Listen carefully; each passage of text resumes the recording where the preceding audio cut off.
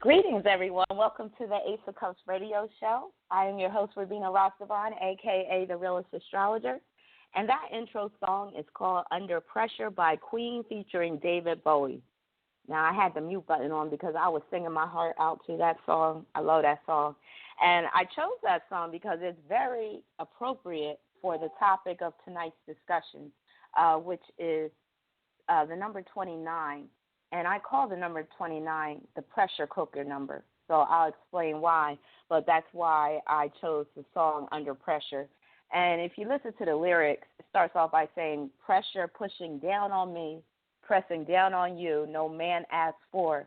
Under pressure that burns a building down, splits a family in two.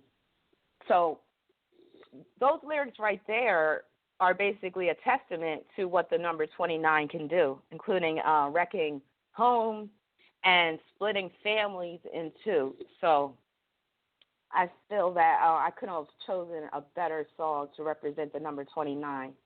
So I will discuss the main challenges that come with this number. And the number 29 is the most challenging since it carries the heaviest karma of all the numbers. And I'm going to get into the manifestation of the number 29 in terms of the birth number and life path number. And I will also discuss the 29th degree of the signs. And, of course, I will be providing some real-world examples because you know I got to keep it real.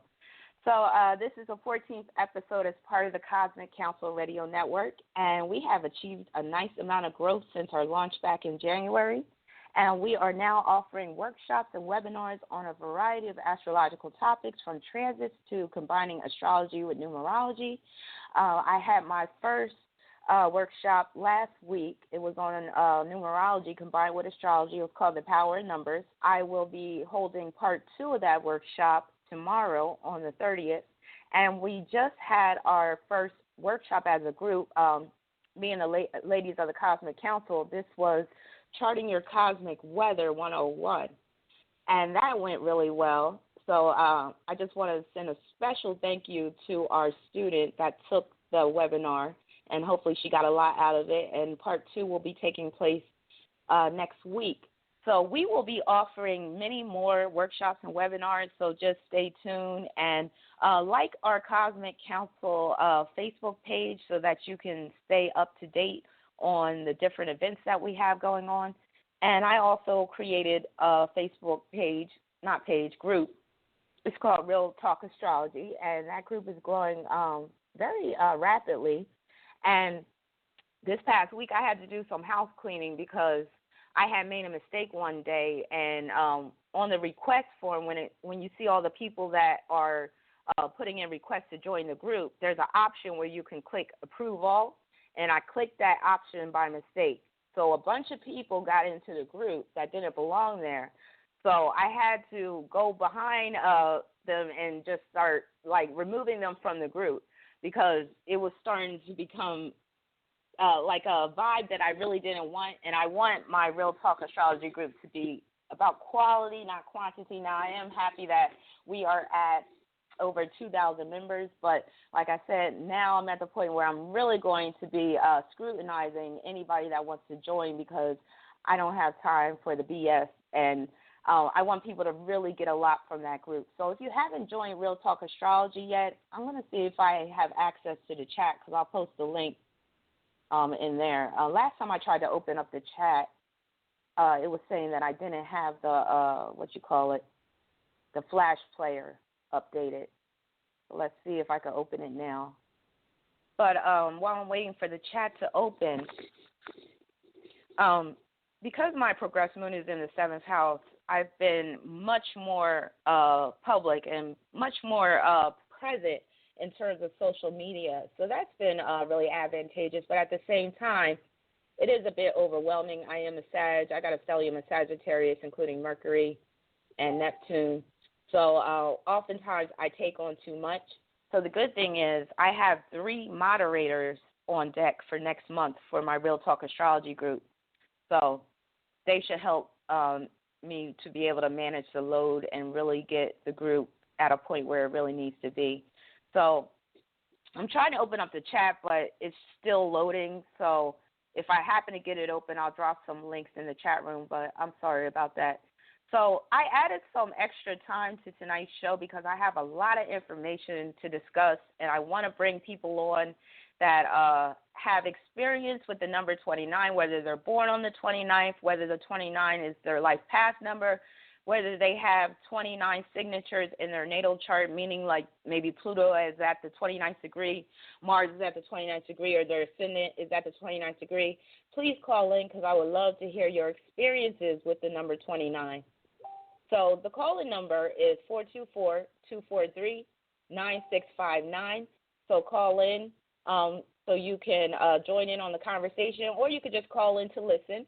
And if you would like to get a free mini reading, or if you just want to contribute to the conversation in hour 2, I'm going to open up your phone line. So just press 1, and then I'll see that you have a question you want to be brought on.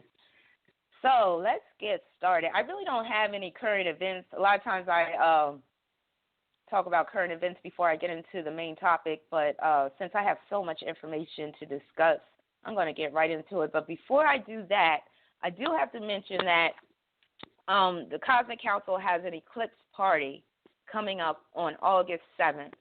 So the seating, the virtual seating, because it's going to take place on Blogtalk Radio, the virtual seating is limited. I think there's only like 14 virtual seats. Definitely want to get your tickets now because August 7th is right around the corner.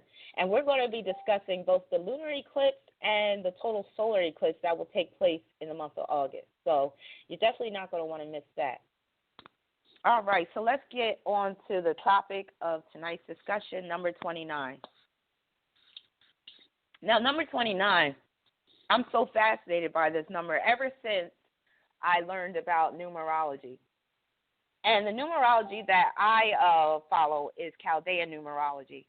And in terms of Western systems of numerology, the two most common are Pythagorean and Chaldean. And one of my friends asked me the other day, which one do I think is more accurate? And I said Chaldean. And I stand by that. Because to me, you can see how Chaldean numerology manifests in everyday life and in everyday situations and in real-world terms. So that's why I'm a firm proponent of Chaldean numerology. So let's just see. So I wanted to start off first with one of the extreme cases of the number 29. Actually, I'm going to start off with two extreme cases of the number 29.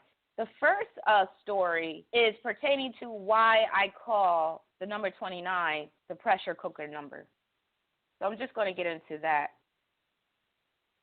So this first story is about a woman named Kavita Oberoi. And she was born on April 27th, 1970. Now, she's not a 29 in terms of her birth number, but I'm going to get into the 29th degree and how that impacted her life. And it's actually a literal story pertaining to the number 29. So according to the Daily Mail website, a pressure cooker exploded in the face of businesswoman Kavita Oberoi. She was covered in boiling dal. Dal is clarified, but not clarified butter. It's a type of oil that Indians use. So she was covered in boiling dal or sauce. I think it's a sauce that they're talking about, while trying to make a meal for her family. The 45-year-old who starred in The Apprentice, so she's actually quite popular, and that's how I was able to get her birth date. So the 45-year-old who starred in The Apprentice suffered disfiguring burns. Mrs. Oberoi, a mother of two, says the freak accident could have killed her. The cooker that injured me, which is originally from India, was one I had never used before. My mother, who regularly visits and loves cooking, brought it with her some time ago. One of my friends had an explosion only just last week from a pressure cooker she bought from a large department store. Luckily, she was on the other side of the kitchen at the time. Then she goes on to say the list of injuries is endless, referring to pressure cooker injuries. You only have to search the internet to see the extent. And I did do a search of the internet last night when I was preparing for this show, and she's right. There's actually quite a number of stories of pressure cookers exploding and people getting injured in the process. And she goes on to say, since my incident, I've had a number of people write to me to inform me that they have thrown theirs away. So, again, this story is a literal interpretation of what the number 29 or the 29th degree can do. Now, I had no idea about this story until I was preparing for my show last night. So as I was preparing for my show, and I already, came up with the title of my show early on this week, The Pressure Cooker, I said to myself, I was like, let me just research some pressure cooker disaster stories to see if, it really applies to the number 29. And sure enough, I found a bunch of explosion stories dealing with pressure cookers. And then I found this particular story about Kavita Overroy. So I said, let me see if I could get her birthday. So sure enough, her birthday's online. I pull her chart, and I see that her Venus is at the 29th degree of Taurus. And Taurus can deal with food. And Venus can deal with food as well, or, the preparation of food. It can also, Venus and Taurus also deals with safety and security. So that shows you right there, her Venus at the 29th degree of Taurus is like a literal manifestation of the pressure cooker accident that she was involved in. And that actually caused her to just swear off her pressure cookers altogether. I don't blame her. But that is basically the essence of the number 29 and how it can operate. Like, it can create some freak accidents. It can make you subject to disasters and difficulty and conflict and all types of things. Now, one of the things that I found particularly interesting is the number 29 has within it the number 11 and the number 2. And when it breaks down to the number 2, that is Cancer moon energy. Cancer moon energy deals with mothers, and it also can deal with food or cooking, and it can also deal with countries or nationalities. So all of that was tied into this story. So Kavita Overroy said that she got the pressure cooker from her mother, so that's a manifestation of the 29th degree, and that the cooker came from India, which is a manifestation of the 29th degree. And also that Cancer energy that's interwoven in the 29th degree pertains to things from the past. And she said that was a pressure cooker that was old and it had been passed down for generations. So all of that was tied into the pressure cooker accident. So I just thought that was really amazing how that played out. Now, before I get into the second extreme story of how the 29 can manifest, I'm going to just break down what 29 can do and basically the esoteric significance of the number 29 and basically how the Chaldeans break it down. So, according to the Chaldean definition of the number 29, in terms of numerology, they call the number 29 grace under pressure. And they say that the number 29 is perhaps the heaviest karma of all. It tests a person or entity it represents for spiritual strength through trials and tribulations, echoing the Old Testament story of Job. So if you know anything about the Old Testament story of Job, Job was this faithful servant of God, and everything was taken from him because God and Satan, they decided to have this wager. And Satan was basically like, I can get Job to denounce you and basically forsake you. If I take everything away from him, if I take all of his blessings away, he's going to forsake you as his God. And God was like, go for what you know. See what you can do. And so Satan came along and he took everything away from Job. He even took some of his children away through death or illness or what have you. But at the end of the day, Job did not lose his faith in God. So he ended up proving himself. So look to the story of Job to get some information about how the 29th degree can operate. So also the life is filled with uncertainties, treachery, and deception from others. It can point to unreliable friendships, unexpected dangers, and considerable grief and anxiety caused by members of the opposite sex. It's a number of grave warnings in every area of the personal life and career. When 29 is the compound key number of the name, it's obvious that the spelling of the name should be changed to lift this difficult vibration unless one is a masochist. So basically they're saying unless you like punishment, unless you like pain, if you're born on the 29th, and let's say your name breaks down to 29 as well, you better change your name because that's a double whammy. or even simply off of the fact you don't have to be born on the 29th, but let's say that your name breaks down to 29. Well, you might want to consider changing the spelling of your name or changing your name completely, because they're saying if you leave this vibration as it is and your name is 29, you are subject to all of the things that I mentioned, the treachery, the deception from others, unreliable friends, unexpected dangers, what have you. Now, when they talk about the 29 being called grace under pressure, when we're talking about the grace part of this phrase, grace under pressure, grace is the 2 energy that is interwoven in number 29. So number 29, there's a 2 and there's a 9 in it. But like I said, when you add the 2 and 9, you get 11. And then when you add those 2, you get 2. However, since we're talking about 11, 11 is what is called a master number, and that shouldn't be reduced. So when we're talking about the number 29, it can break down 2 times, but that person is primarily stuck either with 29 or 11. It's very hard to manifest that 2 through the 29. So in terms of the 2 out of the 29, 2 would be the grace part of grace under pressure, and the 9 would be the pressure part. So 2 is moon energy, and as we all know, moon energy, that represents Cancer, or it's akin to Cancer, and it points to nurturing. It points to unconditional love and unconditional acceptance. It points to security. It points to that which makes you comfortable, that which makes living more bearable or more enjoyable, more where you can, relax and just be at ease. Familiarity, that's another manifestation of the 2. Also, motherhood as well. So there's a strong motherhood and feminine component interwoven in the number 29.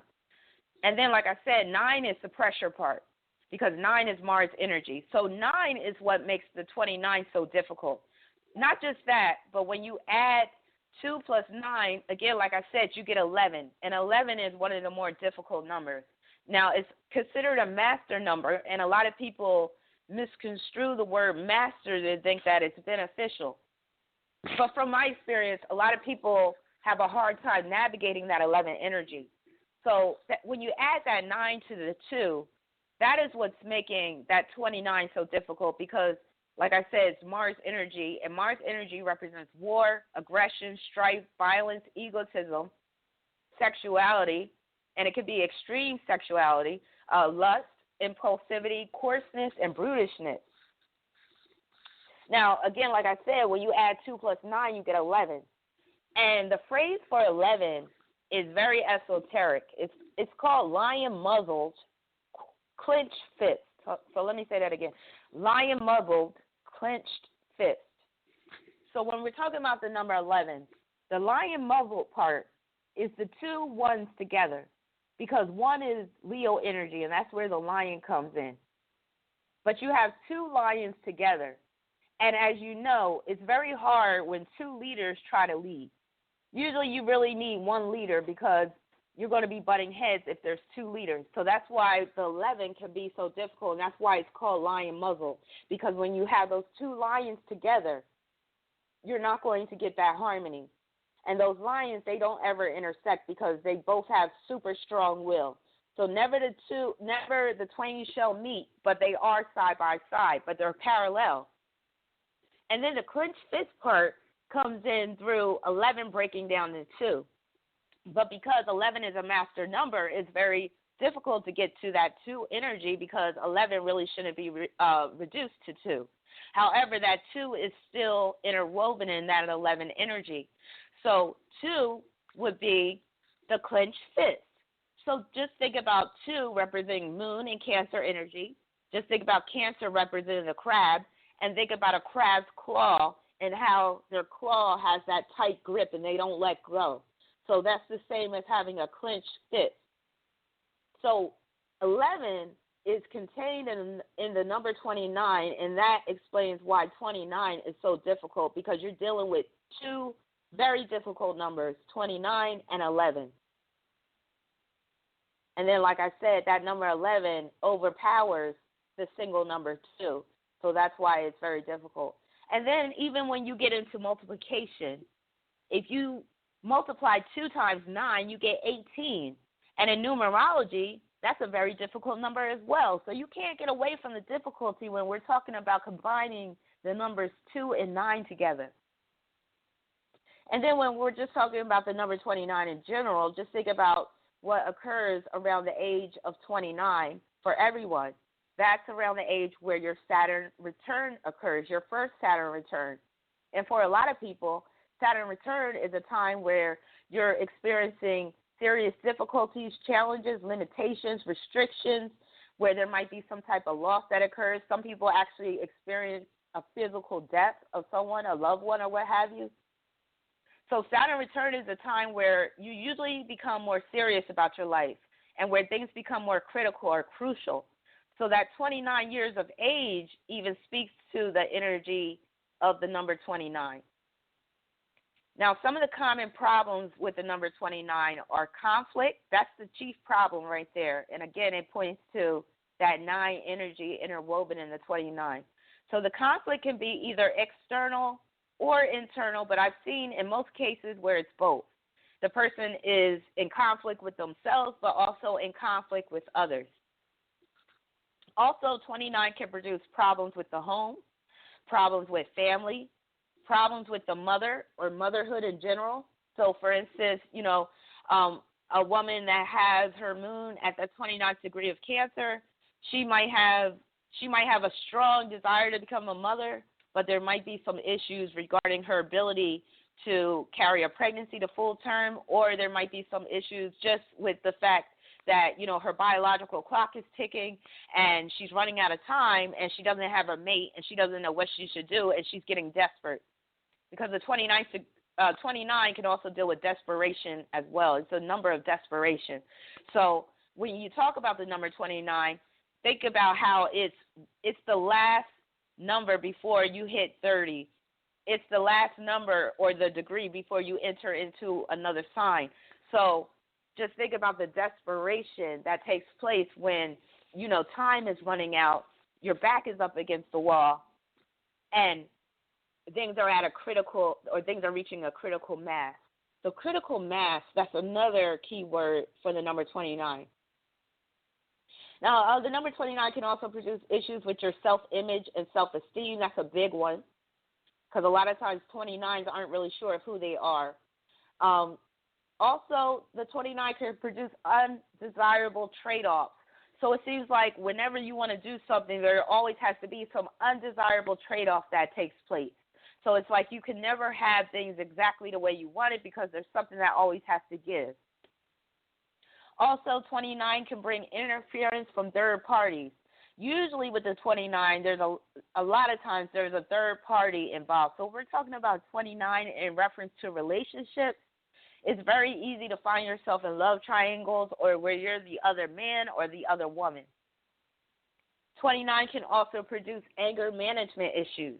29 and that again deals with the Mars energy. And when we're talking about that Mars energy, which is represented by the number 9, combined with Moon energy, which is represented by the number 2, that's being basically where your anger, your emotions are basically dictating your anger. So, like, you don't have that logical component to get you to try to rationalize that anger. So it just all comes out. Also, 29 can produce issues with food, diet, and nutrition. So, you can have 29th degree on the 6th house cusp, and perhaps you might be bulimic or suffer from anorexia if other factors apply. Also, 29 can make one very insecure, but oftentimes on the outside or on the surface, they appear to be hardcore or unaffected. And again, that points to that 9 energy. So this is a person that inside they might be very insecure, but on the outside they project themselves to be very confident, very strong, and very aggressive, very assertive. Basically, they're, go-getters. They try to, live life in a big way, but they're also very insecure. So they're constantly doubting themselves at the same time. So this is a person that needs a lot of encouragement and a lot of outside support. Also, especially for men, the 29th degree or the 29 birth or life path number can point to issues with women. So it could start with the mother, but it can also extend to women in general, especially women in personal relationships. So that could be a wife. It could be a long-term girlfriend. It can bring problems with relationships in general. Like I said, a lot of times it produces a love triangle situation. Also, problems with money, ownership, and real estate, because we're talking about that 2 energy. And 2 energy can deal with you trying to save money, or you being very insecure, or you having like a poverty consciousness where you're so afraid of being broke, or you're so afraid of being homeless that you overcompensate. And also with the 29, you may often feel like you're caught in the middle of 2 feuding factions, or 2 warring sides, or 2 opponents. So you may feel like you often have to play the referee. This is very common with 29 life path numbers. Also, 29 can produce issues with race, ethnicity, and nationality. Because, again, there's that Cancer moon energy interwoven in that 29, and that 9 part can point to hatred or intolerance. Now, one of the things that I found really interesting, because when I was doing research for this show, my mouth was constantly like just falling open, and I was like almost falling off my chair when I was seeing certain things that was just applying to the number 29. So case in point, I talked about the number 29 pointing to issues with motherhood or issues with the family, issues with your mother. So there's a movie that came out a few years ago called Bad Moms. And this movie stars, what's her name? I forget her name. Chick with the light eyes. Is it Mila Kunis? I think that's her name. And Jada Pinkett's in it. Jada Pinkett plays a supporting role. But basically this is about moms that feel like they can't hack it. They can't measure up to the standards of being a mom. They, want to just be free. They're tired of the responsibility of being a mom. So I was like, let me just pull up this image because I wanted to include it in the slideshow for the Blogtalk Radio images. And to my surprise, I saw the release date, and the release date for this movie was July 29th. And I'm like, get the hell up out of here. I was like, there it is right there. And I'm like, either these people in Hollywood are up on numerology, which I believe they are, because these people, the people up at the top, they're all up into metaphysics and astrology and numerology and all that.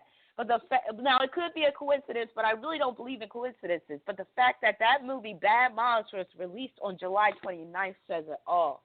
I was just like, wow. Now that's one of the things in my research that blew me away. Now, 29 in terms of a birth number, and I want to get into the extreme story of what a 29 as a birth number can do. 29 as a birth number can be rather challenging because, again, it goes back to issues with home and family, and it could also bring issues with the mother primarily. It could bring issues with the father as well, but for the most part, it's the mother, but it can be both of your parents. So both of your parents could have been lacking in terms of nurturing, or they could have been at odds with each other, and you as a child could have felt like you were caught in the middle. But basically, 29 as a birth number, a lot of times it can point to there's something about your early home life, your early upbringing, or your early foundations that either was abnormal or that was insecure or that was like, we're talking about shaky foundations.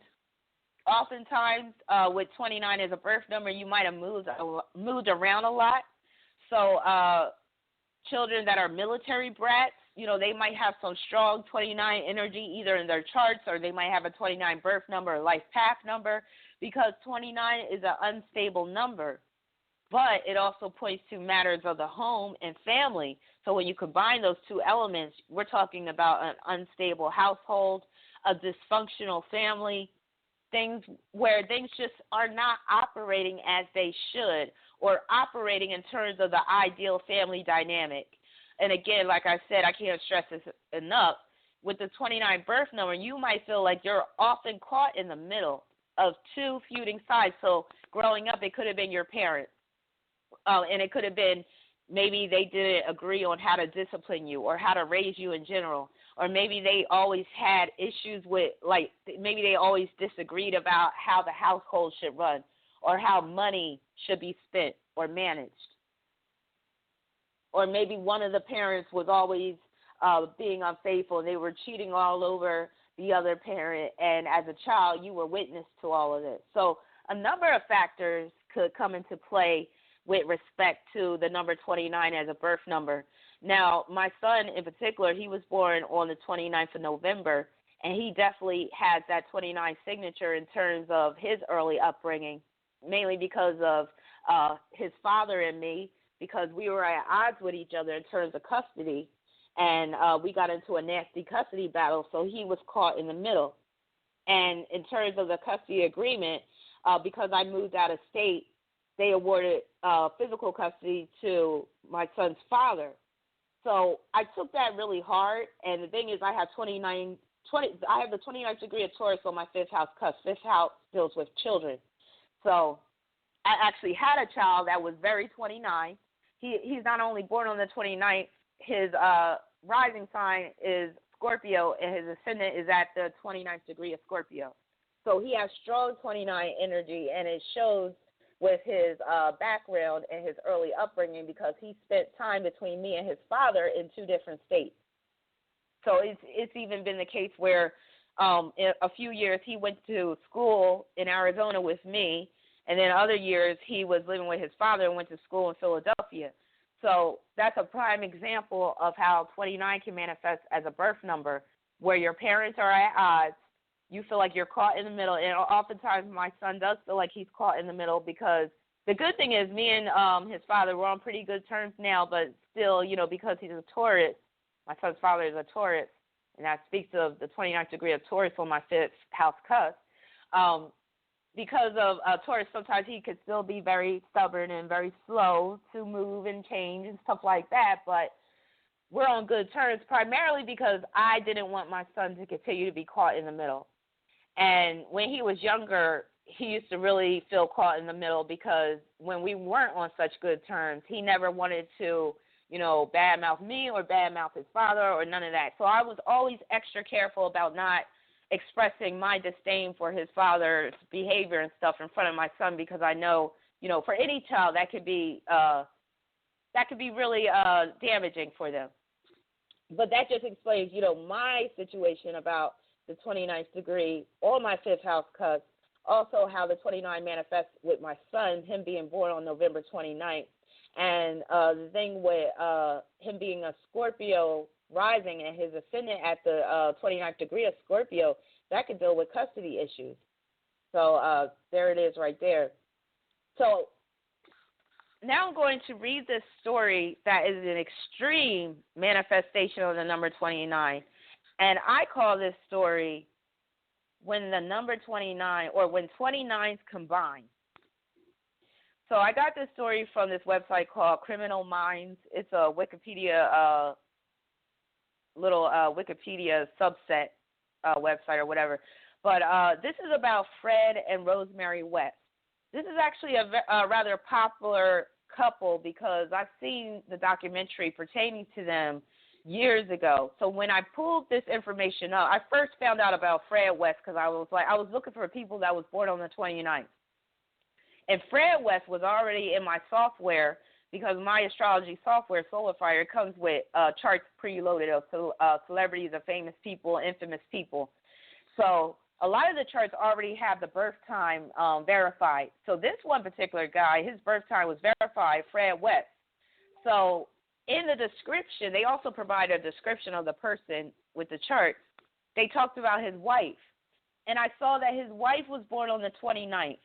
So Fred West was born on September 29th, and his wife, Rosemary West, was born on November 29th. So we have two 29 birth numbers coming together to marry and create a family. So you could just imagine the madness that ensued as a result of these two 29s combining.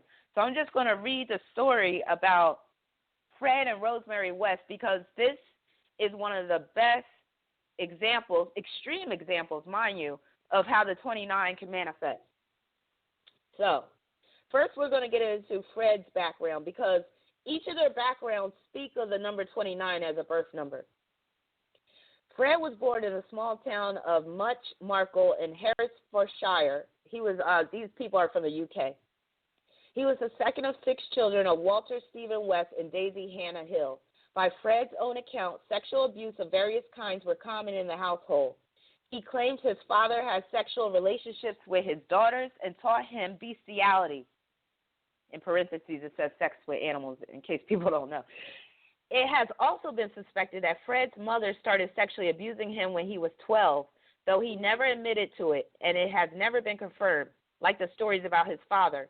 Neither have Fred's claims that he also engaged in incest and even impregnated one of his sisters. So as you can see with Fred's background, it was real screwy, it was dysfunctional, sexual abuse, incest, all types of stuff. Regardless, Fred and his mother were very close. Again, 29 can point to a relationship with the mother, but a relationship that is dysfunctional or abnormal. When he was physically punished for doing badly in school, where he showed some aptitude at woodwork and artwork, his mother, who was obese and often dressed unattractively — obesity can be a manifestation of the number 29, because I mentioned the food situation — often went to his school in person to yell at the teachers for doing so.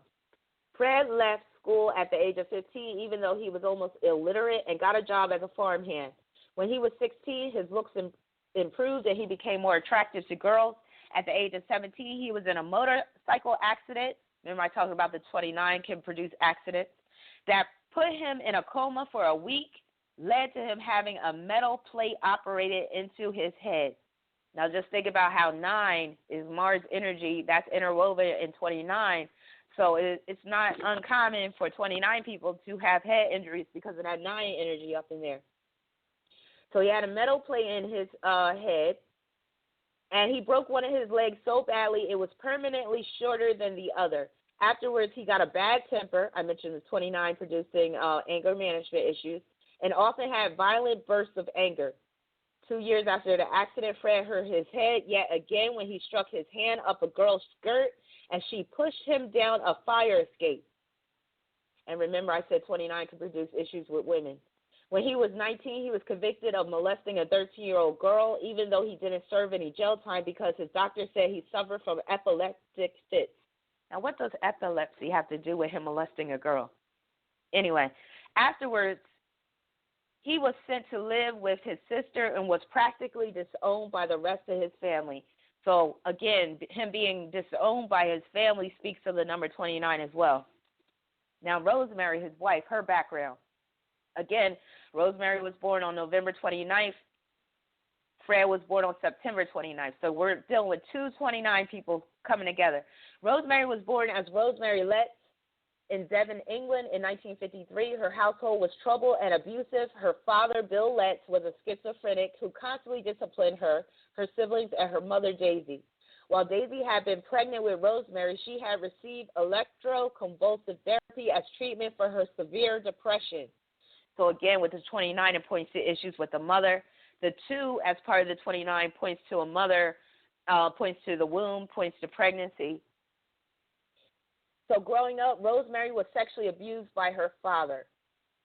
Because she wasn't very bright and a bit overweight, again, like I said, the 29 can produce weight problems in some situations, she was often teased and responded by attacking her bullies aggressively. So she responded by the teasing by attacking her bullies aggressively. So that's what I mean. Like the 29, they could come across as very like hardcore, aggressive, tough. But on the inside, they're really soft and they're really insecure and vulnerable. So when she was a teenager, she became more sexually active and was even caught getting into bed with one of her younger brothers and sexually fondling him. Incest. So that 29 can point to dysfunctional family relations, dysfunctional family dynamic. That 9 in the 29 points to sexuality or sexual activity. Because her figure and her father's rules prevented her from dating boys her own age, she pursued relationships with older men where she lived. One of them took advantage of her and raped her. in the summer of 1971, Rosemary apparently snapped completely and killed Charmaine. Oh, I need to explain this part. So this is after she got with Fred. Fred had a daughter from a previous marriage named Charmaine. It wasn't his daughter by blood relationship. It was his daughter by marriage. So Rosemary ended up killing her stepdaughter. So Rosemary killed her stepdaughter because, according to the story, they were always at odds. And then after severing the body's fingers and toes, Fred buried it under the kitchen floor. So this was the beginning. This was like the first murder that they both engaged in that led to a string of other murders. So Fred buried it under the kitchen floor, Cancer energy, moon energy, that 29. In August of 1971, Costello disappeared when she came looking for Charmaine. So Costello was Charmaine's biological mother and Fred's ex-wife. So that was his first wife. She came looking for Charmaine. I guess she wanted to take Charmaine back. And when she couldn't find Charmaine, Costello, his first wife, ended up missing. Now, it's never been found out that they killed Costello, but her body was actually, no, they did find her body, matter of fact. So it says Costello disappeared when she came looking for Charmaine because her body was found to have its fingers and toes cut off when it was discovered. Fred is suspected to have been the killer. So he killed his first wife and mother of Charmaine, the little girl that Rosemary killed, but he basically dismembered her body and hid the body. So though they had married, so check this out. They married on January 29th, 1972. So this twisted couple could not stay away from the 29. They were both born on 29. They got married on January 29th. I mean, you can't make this stuff up. So it says, though they married on January 29th, 1972, Fred encouraged Rosemary to have sex with other men, both for money and for fun, and often watched her through a peephole. He also took erotic photos of her and posted them in swinger magazines as ads for prostitution. In June of 1972, they had another daughter together, Mae West. Look how they named the daughter Mae West. Mae West was an old-school sex symbol. In order to make room for their expanding family and Rosemary's business, they moved to 25 Cromwell Street. 25 is that's a challenging number, and that's where a lot of secrets can go on, where they carry out their rapes and murders. So together they went on a rape and murdering spree as a married couple, as a 29 married couple. Rosemary continued working as a prostitute from their home in a room fitted with peepholes for Fred to use and a red light outside that would be lit to tell the children not to enter. So that's what I mean. The 29 can be a very dysfunctional household. Over the following years, she gave birth to 7 more children, of which 3 were fathered by Fred. Another may have been conceived by Rosemary and her own father, who kept engaging in incest with her even after she gave birth to her 4th child. The other 3, who were of mixed race, remember I said 29 can deal with race, were all fathered by her clients. Over the next 6 years, they killed at least 8 young women who made their way to the 25 Cromwell Street as lodgers or employees together. The first was Linda Goff, a seamstress the West knew personally. Next was Carol Ann Cooper, who disappeared while walking home from a movie theater. In December, Lucy Catherine Partington disappeared from a bus stop while on her way home after Christmas. She was murdered by Fred and Rosemary, who abducted her, held her captive for a week over New Year's, raped and tortured her, and then killed her. On January 3rd, Fred was treated for laceration, which he believed to have been inflicted when he dismembered Partington. From 1974 to 1979, 5 more women, Teresa Siegenthaler, Shirley Hubbard, Juanita Marion Mott, Shirley Ann Robinson, and Allison Chambers met the same fate. It's unknown if the West killed more over the following years. If they did, which is not improbable, the bodies weren't buried on their property, probably because they didn't have no more room. Some of the girls are known to have been abducted, raped, and then released. While committing murders, Fred also sexually abused Anne Marie West, his daughter, from his relationship with Reina Costello. She eventually became pregnant, but the pregnancy had to be terminated because it occurred in her fallopian tube. See how incest can do? When she left home, he started abusing Heather West, who was conceived by Rosemary and possibly her own father, and one of his own daughters, Mae West. Fred disposed of the victims by burying them under the garage of the house or in the garden. To cover up the frequent burials, he pretended to be doing regular home improvement. In order to afford the supplies needed, he frequently stole and fenced the loot. Even though he was often brought to the police attention for this reason, his killings went unnoticed. 29s can't operate undercover until they do something to screw themselves up. The couple came close to being exposed in '86 when Heather told her friends about the abuse she suffered. In June of the next year, Fred and Rosemary strangled her to death to silence her. Lord Jesus. She was then dismembered and buried in the garden. The Wests were finally exposed in May 1992 when Fred videotaped himself raping one of his daughters. So do you see what I mean? Like, they could get away with shit, but then they'll often do something to trip their own selves up and lead to their own capture. When she told her friends, one of them reported the West to the police.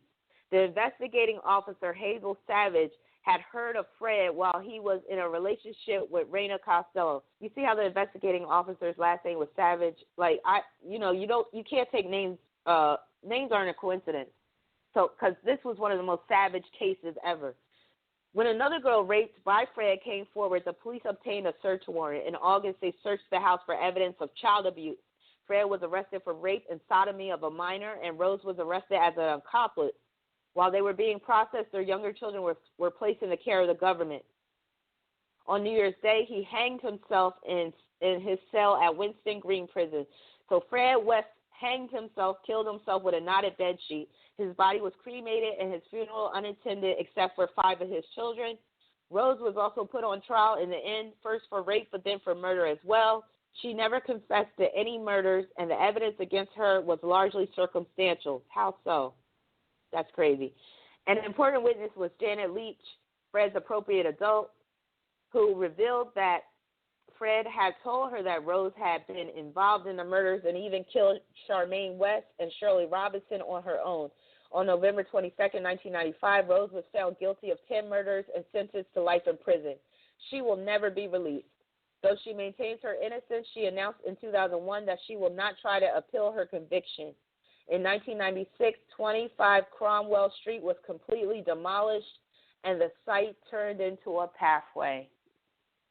So that is a manifestation of the savagery and the destruction and the debauchery that could take place when 229 birth numbers come together. So that is a very, very tragic story, and it's macabre. It's like, wow. So I hope that my listening audience was able to let that story sink in, because while that is an extreme manifestation of the 29, it just showed you how deep the 29 can get and how crazy that 29 energy can be. So now I'm going to get into the part pertaining to 29 in terms of the birth dates. And I broke it down per each month. So the 29th day of each month. And there's a website that's really good. It's called thefamouspeople.com. So if you want to know about, like, famous celebrities in terms of their zodiac signs and even, like, their numerology information, while the site isn't really dedicated to astrology or numerology, it's just dedicated to famous people, they do include information on astrology.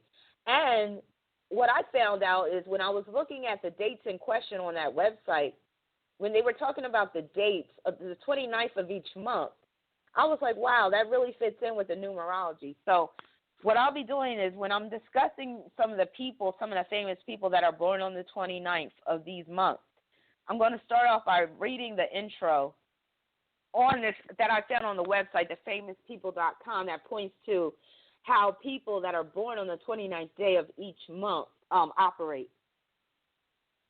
So let's start with January 29th. So according to the famouspeople.com website, it says people born on January 29th may appear as tough nuts on the outside, but are actually extremely warm and sensitive on the inside. They are people who are driven by a sense of mission and patriotism and go the extra mile to make a difference to a person's life or even a place. They will never compromise their values for trends and generally have very philosophical, deep-seated views about life. They are proactive people and crave independence during all stages of their life. However, these individuals also have a warm side to them and are generally pulled in the direction of love and constantly look for and yearn for companionship from the people they love. So with January 29th, you know me, I tend to dwell more on the dark side. So January 29th, yes, the person has a strong need to experience love, but that love may be far out of reach because we're talking about Aquarius energy. And Aquarius energy, oftentimes the love is not pure or it's perverted or it's alternative or, like I said, it seems like it's far out of reach. And a lot of times with 29 in terms of Aquarius, that can produce a mother that is rather cold or unfeeling or she lacks nurturing, same as thinking about, like, if you want to talk about the moon being in Aquarius. So there's 3 famous people that are born on January 29th that I have written down. Oprah Winfrey was born on January 29th. And actually, let me pull up her chart right now because I believe she has some 29 signatures in her chart. So let me just get into that real quick. I should have already had her chart out, but I think I have it real quick. Just 1 second. Winfrey must be in entertainment. All right, here she is. And her birth time has been verified. So Oprah Winfrey, let's see.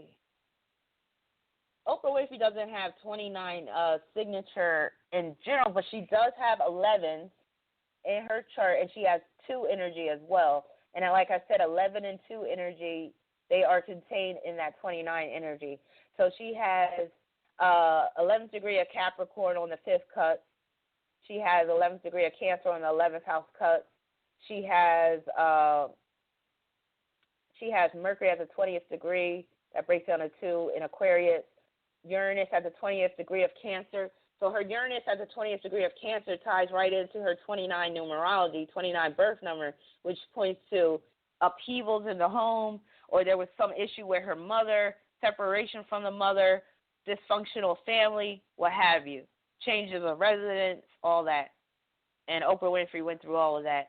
And then, as we know, she's had that relationship with Stedman for years, but she's never gotten married to him. And there's been rumors for the longest about Oprah being a lesbian, and that Gayle King has been her lover for a lifetime, which I lean towards that end, just off of what I see with Oprah's chart, the fact that Oprah's an Aquarius. Not saying that all Aquarians are prone to homosexuality or lesbianism, but it's very, when we're talking about Oprah never being married, even though she had that Stedman was like her beard, in my opinion, and her being very tight to Gayle King. Funny thing is, I never put her and Gayle King's charts together. I think I'll do that once I'm done with this Ace of Cups show tonight, just to see how they match up. But Oprah also has Venus in Aquarius, Mercury in Aquarius, Sun in Aquarius. So that stellium in Aquarius can point to possibly, having same-sex attraction. And then, so I wouldn't be surprised if she is actually a lesbian and she's hiding that. And then 29s, they sometimes, again, they have issues with their self-image. And we know she had the weight issues. I mentioned 29 can produce obesity or problems with the weight, problems with food. And she had all that issues as well. So that's very interesting. And then another famous person I have being born on January 29th is Harriet Tubman. Harriet Tubman was born on January 29th, and we all know how Harriet Tubman got down. Harriet Tubman was basically like the female Moses, like basically let my people go. And if you don't let my people go, I'm taking them, and we're just going. And, the Underground Railroad and all that. So, again, that 29, interwoven in that is conflict, but it can also point to secrecy. And the fact that she was an Aquarius, that points to her rebelling, having that natural rebellious nature, wanting independence at all costs. And that 29, like I always say, is about desperation. So her wanting to be independent, wanting to get free, wanting to be emancipated, that was very strong with her, and it was a sense of desperation. And then also I said 29 pertains to race, ethnicity, countries, what have you. So it was like she was fighting against her own country, fighting against her own nation, trying to get free, bringing people with her. And she was very hardcore with it, too. And how about this? She had a head injury. She got hit on the head. I forget exactly the story about that, but I talk about 29 being subject to head injuries in some cases. So she got hit in the head. I think she ended up having some type of issue. I'm not sure if it was epilepsy or whatever, but, yeah, that impacted her ability to be able to really manage at the optimal level. But she was very hardcore, as we all know, and I said 29 can produce a very hardcore individual on the outside, and she basically will hold a gun to people and be like, look, if you go snitch or if you think you're going back, I'll kill your ass. And that is that 29th degree. It's desperation. It deals with going to extremes. Now, another famous January 29th person is Gia Karanji. Gia Karanji was a popular model. I shouldn't say popular because, you know, nobody was really into models when she was on the scene, which was the late 70s, early 80s. But she did make it pretty big in the modeling industry and the fashion industry. And if you've never seen this documentary on Gia, I have the movie. I love this movie. Angelina Jolie plays a part of Gia, and she does a really, really damn good job because, as we all know, Angelina Jolie, she's kind of touched too, so she knows how to play them crazy girl roles. So she did a good job playing Gia. So if you've never seen this movie, I said documentary, I think it's a movie. If you've never seen a movie portraying the life of Gia, watch it because it's a perfect story about how the 29 can manifest as a birth number. Gia had issues with her mother. Gia had issues with her home life. Her mother left the family when Gia was, I think, a preteen or maybe at the early part of her teenage years.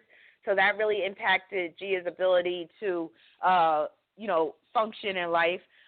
Gia was always searching for love. So just like how that famous People website said how January 29th people, they need a lot of love. Gia was the same way. She wanted love. That was basically all she wanted. She really didn't want the whole fame and fortune that came with the modeling career. She just wanted love at the end of the day. Gia Karanji was also a lesbian. She had relationships with men, but she was more so attracted to women, and she fell in love with this one woman in particular, and that was a very tumultuous relationship that she had. Gia Karanji also became addicted to heroin, and she contracted AIDS by sharing a dirty needle. So she had a very tragic end of her life. She died from AIDS, and she died basically alone. Her mother was at her side, I believe, but her and her mother, they really didn't have a healthy relationship. It was a very codependent relationship. So Gia is a perfect example of how the 29 can manifest as a birth number. And she was very hardcore on the surface, too, but very soft on the inside, like a marshmallow on the inside, but was very hardcore on the outside. Now, moving along to February 29th. So, according to the Famous People website, those born on February 29th are under the influence of the 12th sun sign Pisces, ruled by the planets Jupiter and Neptune. Pisces are known for their intuition and selflessness. They easily sense what others are thinking or feeling, displaying great understanding and compassion. Due to the uncommon birth date of February 29th, these individuals often have unusual talents and personalities and are extremely likable, tactful, and generous. The moon is the ruling astrological planet for February 29th, and further enhances these Pisceans' introspective and sensitive natures, as well as their friendliness and creativity. Their introspection and over-reliance on feelings and intuition, however, can sometimes lead to their being short-tempered and impulsive. So, again, there's that issue with the temper again. The impulsivity points to the 9 being included in that 29. Now, they took a light-sided approach to February 29th, but I've seen a lot of I can't say a lot because February 29th is a leap year, so you're not going to get a lot of people born on that date. However, if you are born on that date, you can come into this life with unusual circumstance, or come into this life through unusual circumstances, or there might be some distinct challenges involving home, involving your parents, involving the mother in particular. So the first two people that I had born on February 29th, they're very dark-sided individuals. So this just shows you how dark-sided a February 29th person can be. The first person is Richard Ramirez. Now let me pull him up real quick because I want to read a little bit from Wikipedia about this dude. I'm fascinated by serial killers, and he's one of the ones, to me, that's the most fascinating in terms of his story. And the thing with Richard Ramirez, he was also a person that had some sex appeal, too.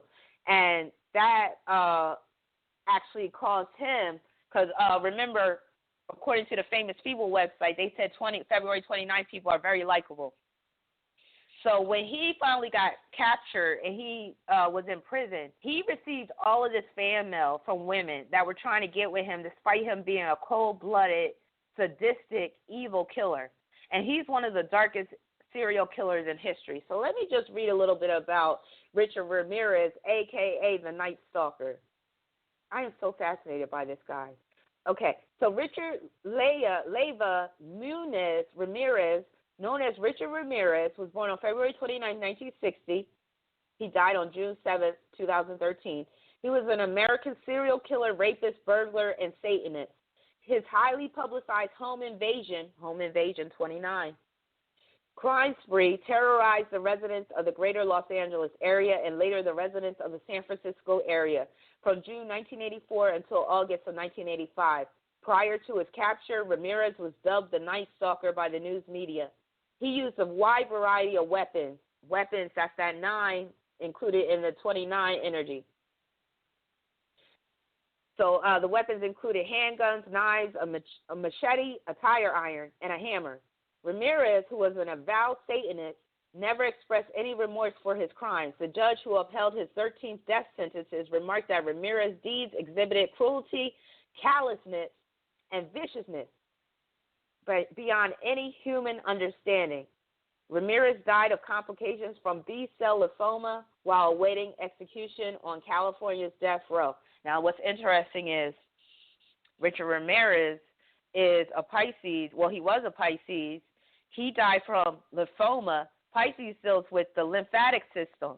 And at the 29th degree, or let's say Pisces is at the 29th degree, but just being born on the 29th and your sun is in Pisces, that can set you up for lymphoma or other issues with the lymphatic system. So the thing with Richard Ramirez, and again, this points to 29 and dysfunctional family, his family was rather dysfunctional.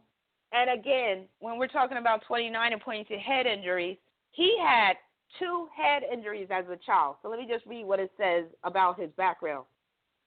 Ramirez was born in El Paso, Texas on February 29, 1960, the youngest of Julian and Mercedes Ramirez 5 children. His father, a Mexican national, a former Juarez policeman, again, that 29, nationalism, who later became a laborer on the Santa Fe Railroad, was a hardworking man prone to fits of anger that often resulted in physical abuse. So his father was abusive. As a child, Ramirez sustained 2 serious head injuries. When he was 2 years old, a dresser fell on top of him, causing a forehead laceration requiring 30 stitches to close. When he was 5 years old, he was knocked unconscious by a swing at a park, after which he experienced frequent epileptic seizures that persisted into his early teens. I'm starting to really think that there's an association with the number 29 and epilepsy. As a 12-year-old, he was strongly influenced by his older cousin. So again, going back to the number 29 as a birth number, having a dysfunctional family. So here his cousin comes into the mix. So his older cousin, Miguel, he was a decorated U.S. Army Green Beret. So his cousin was a top-level Army military dude. So the Green Berets, if you know anything about the Green Berets or any elite branch of the military, because the Green Berets are considered an elite branch, they put them through a lot of psychological torture just to break them. Like and basically this is so that if they do get captured by the enemy, if they get tortured, they can maintain those secrets and they won't be broken. So they go, like those Green Berets and the Navy SEALs and all that, they go through a lot of mind fucking, for lack of a better word, excuse my French. But so a lot of them come out of the military kind of screwed up or kind of touched in the head. So this is exactly what happened with Richard Ramirez's older cousin.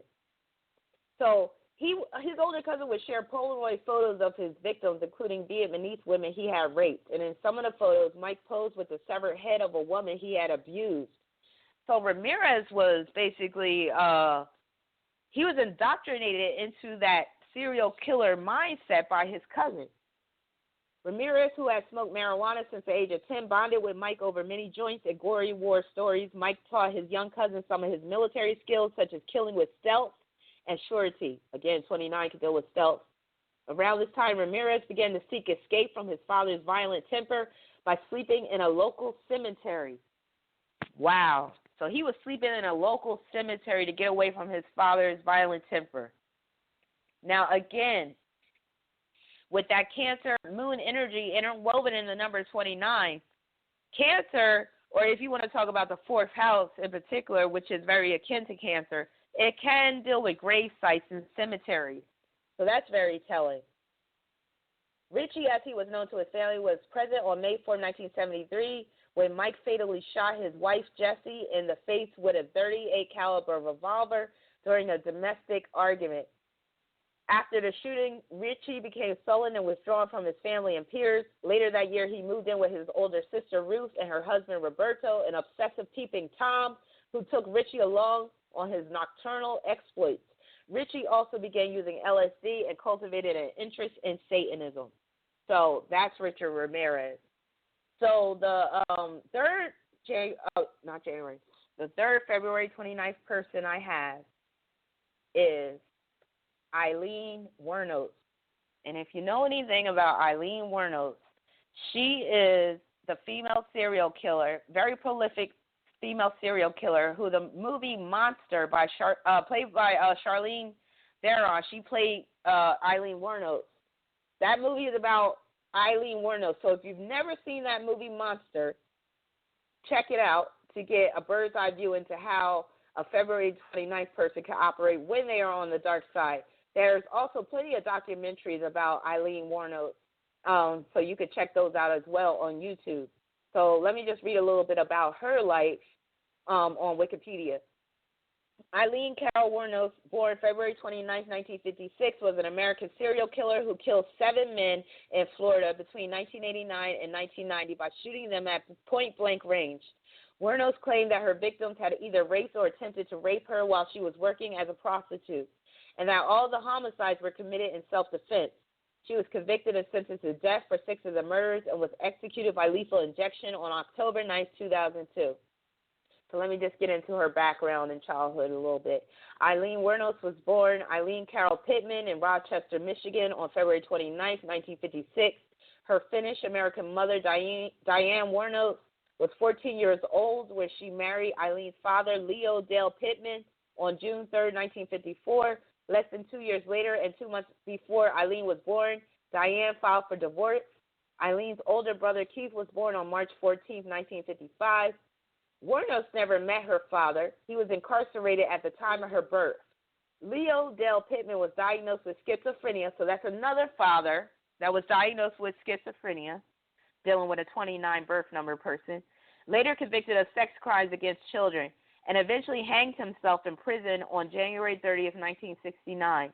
In January 1960, when Wuornos was almost 4 years old, Diane abandoned her children, leaving them with the maternal grandparents, Lori and Britta Wuornos, who legally adopted Keith and Eileen on March 18th, 1960. 18 is a very troubling number as well. So as you can see with the number 29, she had a very dysfunctional upbringing, very dysfunctional family. Mother abandoned her. Father was in prison.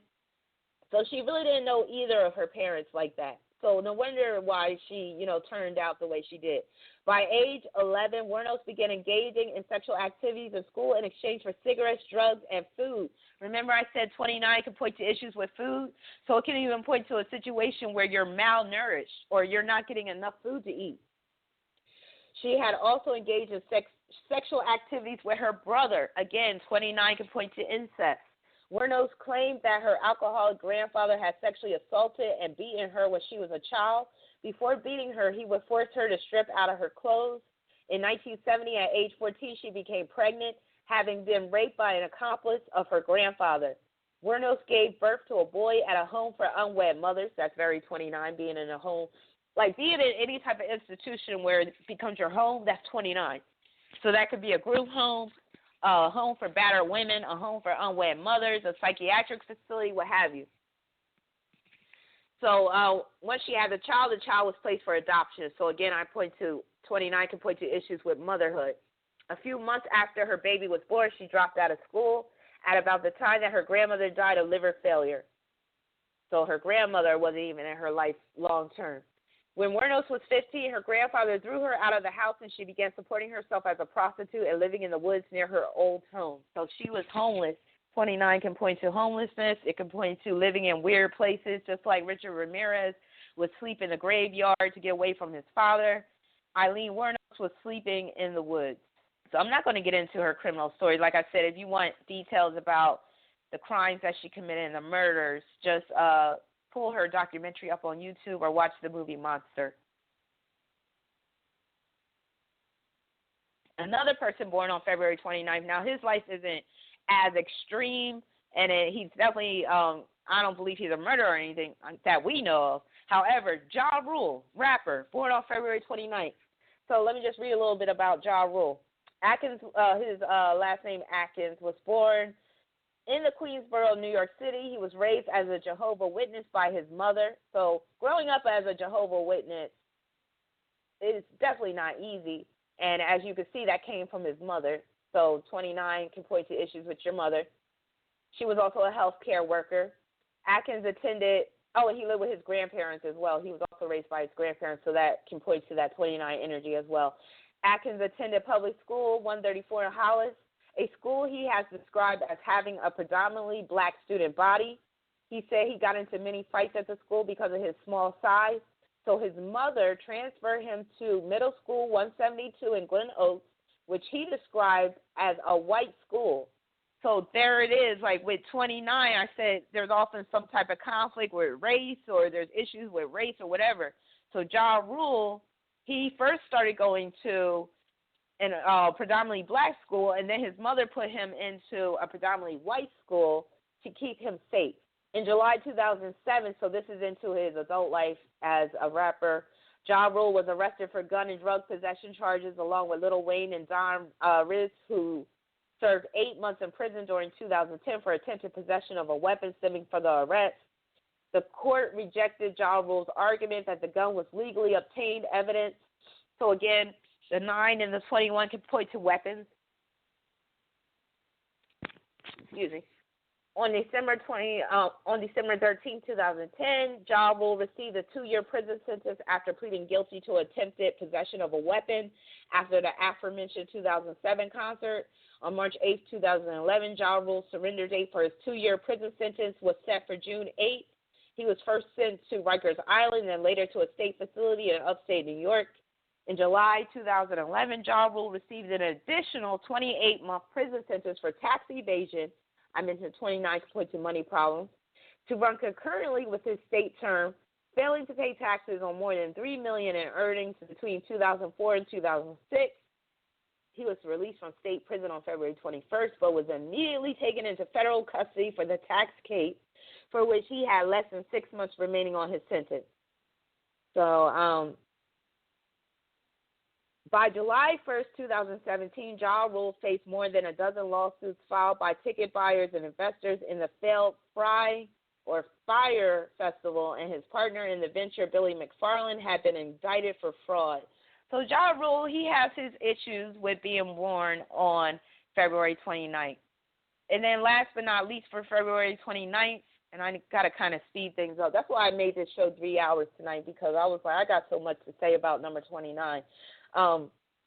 Tony Robbins, who's a motivational speaker, I found his story to be very interesting, and I was actually surprised when I saw that he was born on the 29th, because I was like, oh, Tony Robbins, he's a good guy. But I was like, no, he got something with his background too. So I pulled him up on Wikipedia, and I learned this about him. So Robbins is the eldest of 3 children, and his parents divorced when he was 7. So, that can deal with the dysfunctional family, the early divorce of, divorce when he was pretty young. His mother then had a series of husbands. So, again, issues with the mother. So the mother had a series of husbands. That can't be good for children coming up, including Jim Robbins, a former semi-professional basketball player who legally adopted Anthony when he was 12. Robbins was raised in Azusa in Glendora, California, and attended Glendora High School. He was elected student body president in his senior year. While growing up, Robbins worked as a handyman to help provide for his siblings. So that shows you right there, his household or his family, they must have been struggling financially. So he started working at a very young age to help out with his siblings. And as we know, Pisces can point to being the one where you're sacrificing for the betterment of others or for a larger cause, or where you're being very selfless. During high school, Robbins grew 10 inches, a growth spurt later attributed to a pituitary tumor. He has said in his home life was chaotic and abusive. So the pituitary gland is in the brain. So remember, again, that 9 in the 29, that's Mars energy. That can point to issues with the head, even the brain. So he has said his home life was chaotic and abusive. The chaotic and abusive home life, that's very 29 in terms of a birth number.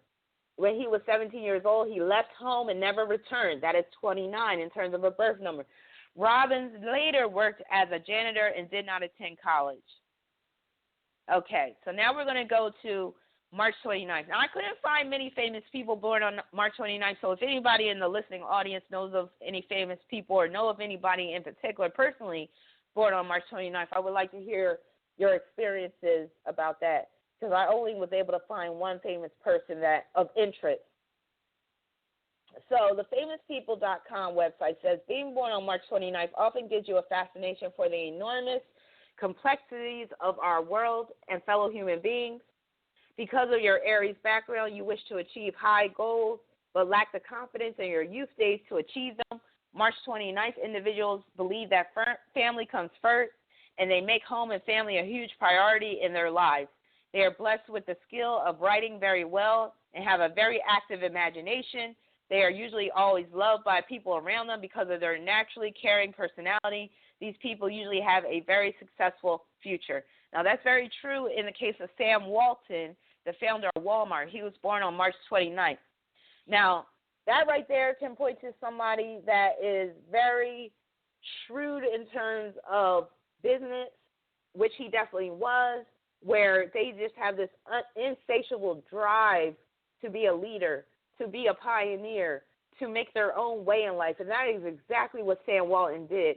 Sam Walton started off working as a manager trainee with JCPenney's, but soon he left that because he figured out he could run a department store on his own. So he started off small, where he started off with this small little store, and then he built his way up until he created Walmart. I think the first Walmart was built in 1962, if my memory serves me correctly. But that's basically Sam Walton, and you know about his story. He became, and I think it was like in the 80s, he was named as one of the richest men in the United States. And with 29 deals with family, he left a legacy. But I believe his family, his children, I think they are a bit dysfunctional. Now let's move on to April 29th. So these people are born with much higher ambition than most others, and they do not let anything stop them from reaching their goals. They sometimes do not seem to realize how good they really are at something because they are stuck in a dreamy state. People born on the 29th of April need the feeling of security in their lives. They are known for being very spiritual people. They love to learn and will do anything to gain more knowledge. Although sometimes it can begin to take over their lifestyle, you can always count on them because they are very dependable people. Now, so I got some examples, some famous people born on April 29th. And you'll be able to see that some of these people are very focused on money, more so than the average Taurus. So just think about how Taurus is all money-oriented, money-focused. And then think about the number 29 and how that can point to be insecure. It can also make you very shrewd and calculating when it comes to getting money. So these people that I'm about to mention are very much like this, being born on April 29th. So the first person is Master P. Master P was born on April 29th. He's a Taurus, and as we all know, he accumulated a lot of money by putting out No Limit Records and basically having his own record label. And 29s, again, they want to be, like, they really don't want any outside interference, but oftentimes there is interference from either a third party or a fourth party or what have you. So I think Master P did end up, I'm not sure what happened to No Limit Records, but, you know, you could do some research about that, but I don't think it ended so well. But I think he still has plenty of money. And then William Randolph Hearst. William Randolph Hearst was the big media magnate, and he put out the Hearst, he's responsible for the Hearst News publications. So he was an American newspaper publisher who built the nation's largest newspaper chain. So that speaks to that. And then who else do I have? Willie Nelson, born on April 29th. I think he's pretty much set in terms of money. He's had a long-term career, and he is a big-time pothead, and he's a big proponent of weed and the legalization of marijuana. And Taurus does deal with plants and botanicals, and that includes marijuana. So you can, that speaks to that. Jerry Seinfeld. Jerry Seinfeld is a comedian, but he's not just a comedian. Basically, he's built an empire. This man is loaded. Matter of fact, I'm going to pull up what Jerry Seinfeld's net worth is. As we all know, Jerry Seinfeld, he's responsible for the Seinfeld sitcom that ran many seasons.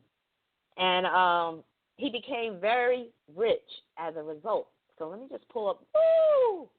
Jerry Seinfeld's estimated net worth is $820 million. So he's very close to being a billionaire at this point.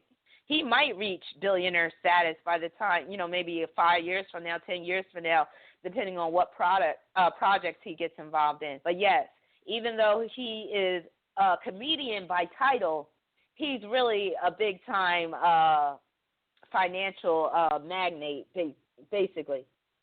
Another famous person born on April 29th is Bernie Madoff. Bernie Madoff, if you don't know, he was the one that got locked up for the big Ponzi scheme that defrauded a bunch of investors, and a lot of people lost their shirts as a result of this man.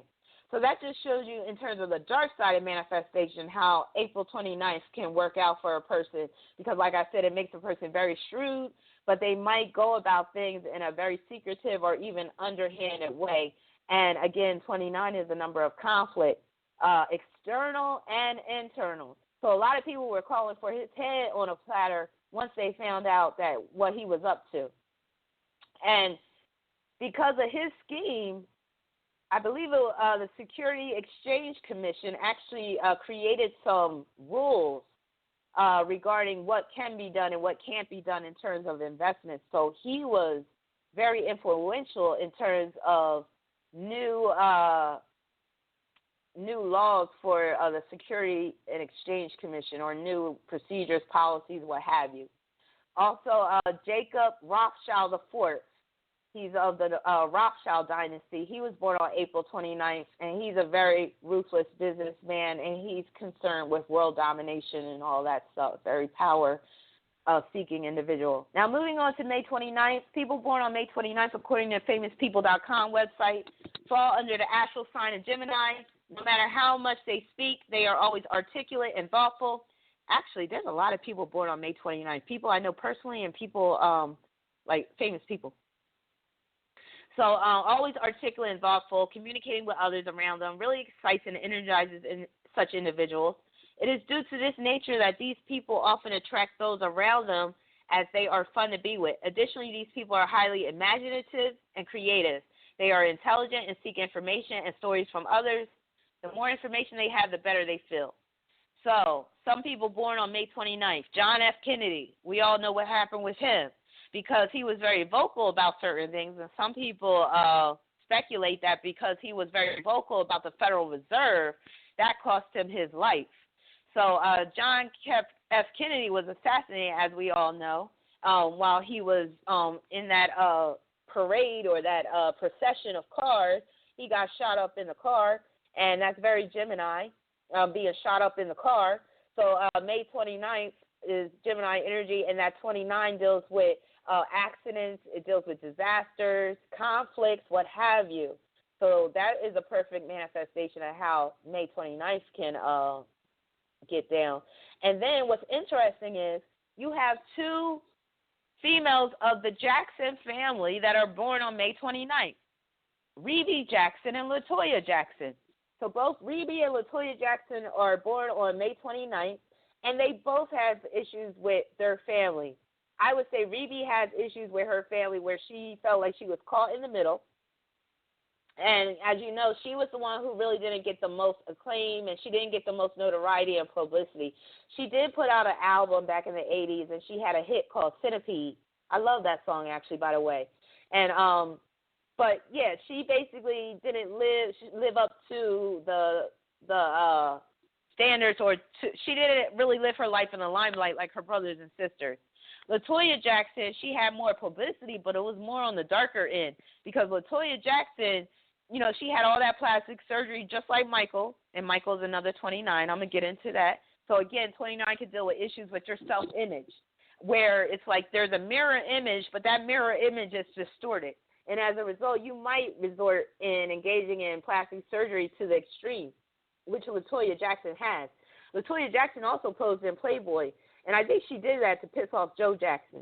So the fact that Rebe and Latoya Jackson were both born on the 29th, and Michael being born on the 29th, that points to how dysfunctional that Jackson family actually is. Then we have Mel B from the Spice Girls. She was born on May 29th. Not much to say about her, but she has had some issues with her relationships. I believe she's getting a divorce from her husband. She has a baby by Eddie Murphy, and, you know, that's kind of screwy right there. And then also in terms of the Spice Girls, when she was with the Spice Girls, she was the only black chick in the Spice Girls, so I know that had to be difficult at times. And I always wonder why they call her Scary Spice, because I was like, are they calling her scary because she's black or something, or because her hair or whatever like that? So I don't know. I always kind of took that a little bit. I was always kind of sensitive about them calling her Scary Spice. But anyway, so I'm sure, you know, she probably experienced some discrimination as a result of being the only black chick in the Spice Girls. And like I said, 29 can deal with issues with race relations or racial makeup, what have you. Carmelo Anthony is a Gemini, born on May 29th, and we know that, you know, he is breaking up with Lala, his wife. They're going through a divorce, and the divorce is rather public, mainly because he can't keep his dick in his pants like a lot of star athletes, and a lot of entertainers and, you know, people who are famous, because they're faced with a lot of temptation. So with him being born on May 29th, he has issues with family at home and his wife, and just, you know, that love triangle thing going on. Then I mentioned the 29 is particularly hard with relationships, where there's always some third party interfering. So when I pull his chart, he not only is born on the 29th, but he has Pluto at the 29th degree of Libra. So that exacerbates that 29 energy. And then he has 11 energy. He has 11 signature pretty strong in his chart. He has Jupiter at the 11th degree of Capricorn. And like I said, 11 is inside the number 29. So he has Jupiter at the 11th degree of Capricorn, Saturn at the 11th degree of Scorpio, and Uranus at the 11th degree of Sagittarius. So he has it pretty bad with the 29-11 energy. Noel Gallagher, who was one half of the group Gallagher, him and his brother were always fighting with each other. He's born on May 29th, so it says it right, you know, that says a lot about conflict. Laverne Cox. Laverne Cox is born on May 29th. She's a Gemini. She's transgender. She went from male to female, and she is a star of Orange is the New Black. Let me just talk about her chart a little bit, because she has some 11 and 29 signature energy.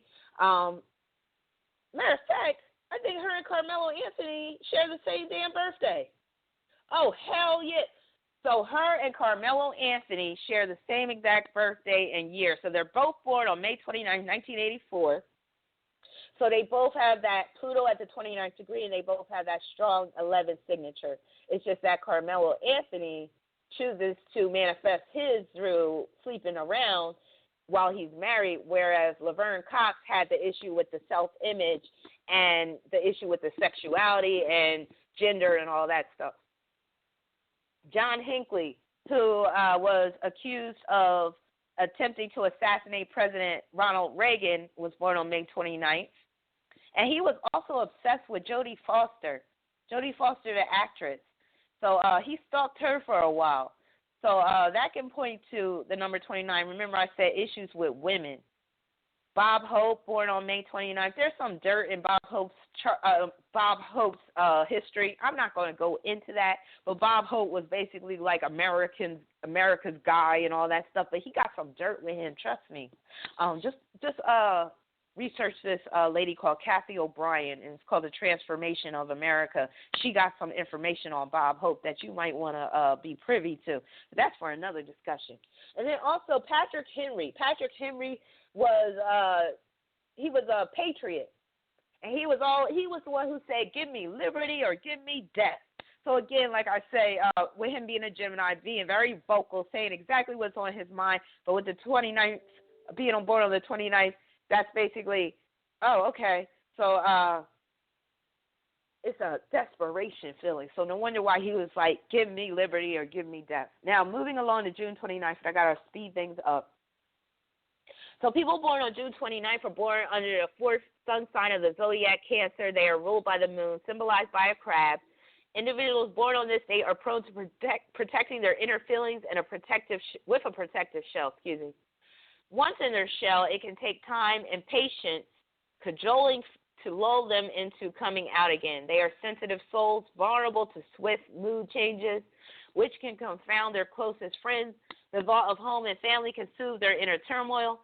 Although noble and protective of their family, these individuals can be vindictive and use emotional manipulation to get their way. So I only have one example because I couldn't find too many interesting people born on June 29th. The example I have is rather apropos. So it's Charlemagne the God. Charlemagne the God is a popular radio disc jockey. He is part of the Breakfast Club. And if you know anything about Charlemagne the God, he's very vocal. He's very I actually think he's hilarious because he keeps it real. And he's very relatable to the public. However, a lot of people don't like him at the same time because he goes for the neck. Like he'll hit you below the belt when he's criticizing celebrities and whatnot. So he's pissed a lot of celebrities off. People have even sent their goons after him. He's been into fights out in the street after some of his interviews and whatnot. So he has it pretty bad. But not only that, remember I talked about the 29th, dealing with issues with your head or your face because of that Mars energy. It also deals with issues where your self-image, either you feel very self-conscious about your self-image or there's some type of conflict going on there. So Charlemagne the God, he had this issue he had these scars on his face, or I think it was a hyperpigmentation on his face. And he got this procedure where the pigmentation was lightened, but it made his whole face look lighter as a result. So people started saying, "Oh, Charlemagne lightened his skin. Charlemagne, got a problem with being dark or whatever like that." But that wasn't the reason at all, because I've been following Charlemagne for quite a while. So I remember when he had that hyperpigmentation, and he even mentioned about getting that hyperpigmentation. I think when he was in prison. So again, being 29, he spent some time residing in an institutionalized setting, prison. So he had to battle that, hyperpigmentation. So he got it corrected, but it made his whole face kind of turn lighter. I guess that's the best way they can do it. But then people were criticizing him, talking about, and clowning him too, talking about, "Oh, look at him, he lightened his skin" and stuff like that. Another thing is he put out a controversial book called Black Privilege.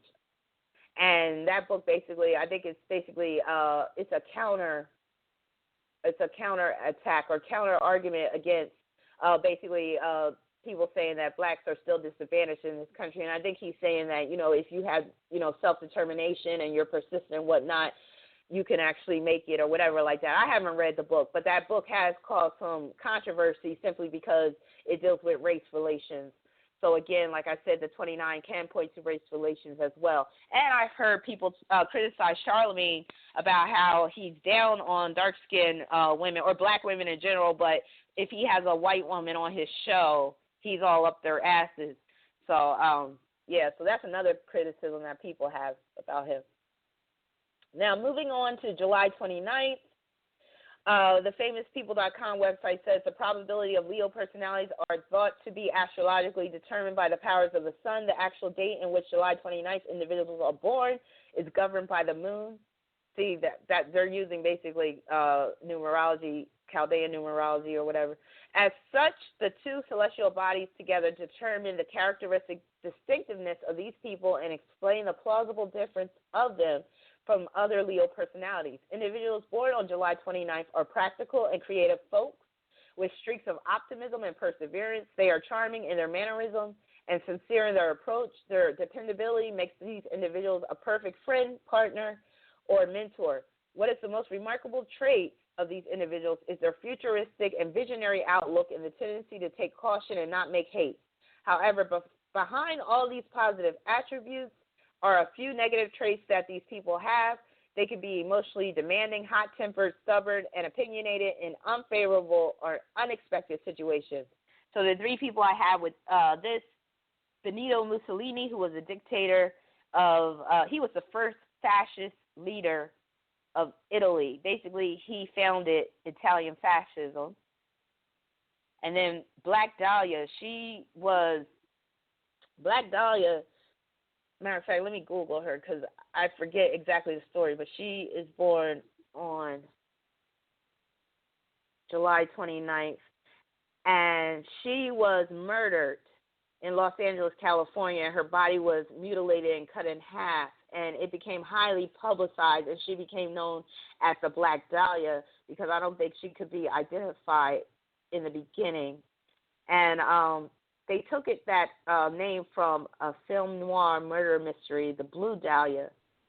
But, yeah, her murder went unsolved, and it has been the source of widespread speculation with many potential suspects. So she's another example of being born on July 29th. And then Charles R. Schwab.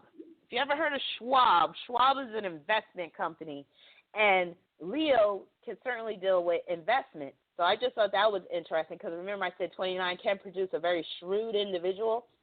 So, of course, you have to be very shrewd in calculating when you're dealing with investments. So I just thought that was interesting. Moving along, I'm going to skip the intros that I found. I might read a little bit about it, like what the famous people are saying about August 29th is saying these individuals tend to get slightly criticizing, bossy, and moody. They may even show traits of escapism behavior. That's very apropos since we're talking about Michael Jackson, born on August 29th. So he's the third Jackson of the Jackson clan, born on the 29th. So that's very telling about the Jackson family. So we all know Michael Jackson's story with his family, his father, the situation with his skin, the situation with the plastic surgery, issues with his self-image, issues with his sexuality, his gender situation where he had that gender fluid stuff going on, all types of stuff. So there's not much to be said more about Michael Jackson. It's very self-explanatory. But another one that I found very interesting, born on August 29th, is Senator John McCain. John McCain was born on August 29th, 1936. This man has a very rich career, and his life is just full of major accomplishments, but also a lot of tragedy as well. So last night when I was doing my research on the number 29, and his birthday came up for August 29th, and I did some research on it, I mean, I got a good history lesson because I didn't know that John McCain was this much of a big-time American figure as he is. He's actually the senator of Arizona, and that's where I reside. So I'm not saying I'm partial to him. I'm not, because I really don't agree with a lot of his stance on certain issues and stuff. But I just think that his life is rather interesting. So let me just read about him a little bit. John McCain was born on August 29, 1936, at Coco Solo Naval Air Station in the Panama Canal Zone to Naval Officer John S. McCain, Jr. and Roberta McCain. He has a younger brother named Joe and an elder sister named Sandy. At the time, the Panama Canal was under U.S. control. The McCain family followed his father to various naval postings in the United States and the Pacific. So remember what I said about 29. It can produce early upbringing where you moved around a lot. Altogether, he attended about 20 schools. So he was in about 20 different schools in his childhood. Both his father and his paternal grandfather, John S. McCain Sr., became 4-star United States Navy admirals. So he had to measure up to both his father and grandfather. That was basically, that was a high standard to try to measure up to. So even the 29 can manifest in that way, maybe not so in a negative sense, but maybe the people that came before you and your family, they had major accomplishments, so you may overcompensate as a result. So it says, let me see. So McCain followed his father and grandfather, both 4-star admirals, into the United States Navy and graduated from the U.S. Naval Academy in 1958. He became a naval aviator and flew ground attack aircraft from aircraft carriers. See, I didn't know that about him. I didn't know that he was an aviator. I was like, wow. During the Vietnam War, he was almost killed in the 1967 USS Forrestal fire. While McCain was on a bombing mission over Hanoi in October 1967, he was shot down, seriously injured, and captured by the North Vietnamese. He was a prisoner of war until 1973. See, some of you guys might already know this, but I didn't know this about McCain. McCain experienced episodes of torture and refused an out-of-sequence early repatriation offer. The wounds that he sustained during war have left him with lifelong physical disabilities. So that speaks highly of the number 29, how he was captured, he became a prisoner of war. Remember I say you might be living in a situation, an undesirable situation or a weird or abnormal situation. McCain, and then also points to 29, pointing to conflict. Like he was actually in a literal war conflict where he actually got shot down and he was taken as a prisoner of war. McCain at times has had a media reputation as a maverick for his willingness to disagree, remember 29 deals with conflict, with his party on certain issues. In April 1979, McCain met Cindy Lou Hensley, a teacher from Phoenix, Arizona, whose father had founded a large beer distributorship. They began dating, and he urged his wife, Carol, so he was already married when he was dating Cindy. So again, 29 can point to love triangles or where there's a third party involved. So they began dating, and he urged his wife, Carol, to grant him a divorce, which she did in February 1980. The uncontested divorce took effect in April 1980. The settlement included 2 houses and financial support for her ongoing medical treatments due to her 1969 car accident. So McCain still had to support his first wife in full while he was married to the second. So that could point to 29 too, that third party in the mix. However, they remained on good terms. McCain and Hensley were married on May 17, 1980, with Senators William Cohen and Gary Hart attending as groomsmen. McCain's children did not attend. So McCain's children didn't attend the wedding because of issues with him leaving their mother. So that, again, that points to him being a 29, family conflict, dysfunctional family dynamic. And it says several years would pass before they reconciled. It also says that John and Cindy McCain entered into a prenuptial agreement that kept most of her family's assets under her name because she was wealthier than John McCain. They would always keep their finances apart and file separate income tax returns. So that's the essence of lion muzzle. Remember I talk about how 11 is in the number 29 and how 11 is the lion muzzle where it's 2 ones together and neither the twain shall meet. They don't intersect. That's a perfect example of that right there where they keep separate. They keep their finances separate. They file separate income tax returns. She made him file the prenuptial agreement and everything. So 29 also points to issues with women, issues with the wife, but it seems like McCain is okay with that agreement. So also other people that are born on August 29th is Courtney Stodden. She was that reality TV chick, and she drastically changed her physical appearance to be more to basically be more relatable to the public, I guess, or to get more stardom or whatever, but she ended up looking like a duck. So that could point to her being born on August 29th, being very vain and having issues with her self-image. Pebbles. Pebbles, she was married to L.A. Reid. She had her own little singing career. However, she had a falling out with TLC because she was managing TLC. So you want to talk about the conflict right there. Basically, she was cheating them out of money or royalties or whatever. So that could point to that. And, again, like I said, 29 can be very shrewd when it comes to money. There's this old heavy metal singer. He's dead now. But he's one of the extreme forms of the number 29 and how it can manifest. His name is, or his stage name was G.G. Allen. And I'm not going to go into detail about him, but when I say he was one of the most disgusting, like repulsive, extreme shock rockers, I mean, he was like disgusting. I mean, I can't even say, like, I remember when I was reading, because, you know, I'm so fascinated about twisted mind, and he was definitely a twisted mind. So I was reading about his story, and most people don't even know of this guy. But he actually had like a cult-like following, and he was a punk rock, shock rock, and also like hardcore punk. But basically what this dude would do on stage, he would vomit on stage. He would before he would get on stage, he would take laxatives and then just take shits right on stage in front of the crowd. He took every single type of drug known to man. Like his whole life was just in a pill bottle or like taking meth, all types of drugs, you name it.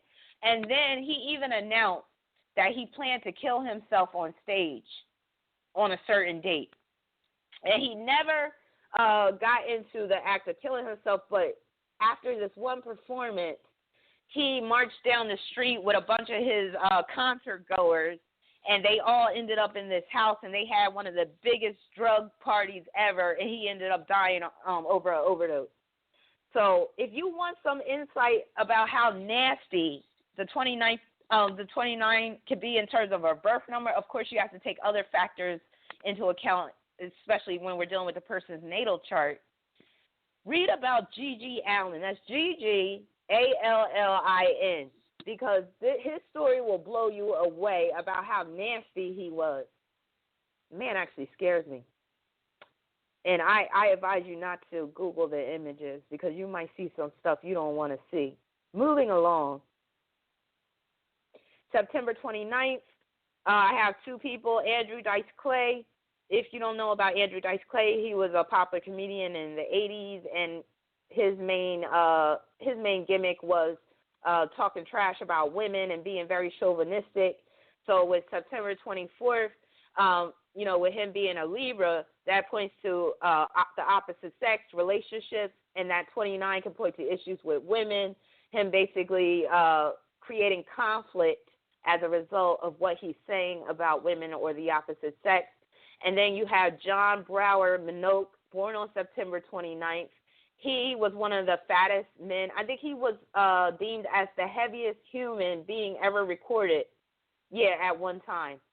So I think at his greatest weight, he weighed approximately 1,400 pounds, which is hard to believe. Like, am I reading this correctly? It says weighing approximately 1,400 pounds. It says his figure was only a close estimation because his extreme size. You could Google images of him. John Brower Minogue. So at the age of 12, he weighed 294 pounds. Remember I said 29 can point to eating problems, eating disorders, weight issues, obesity even.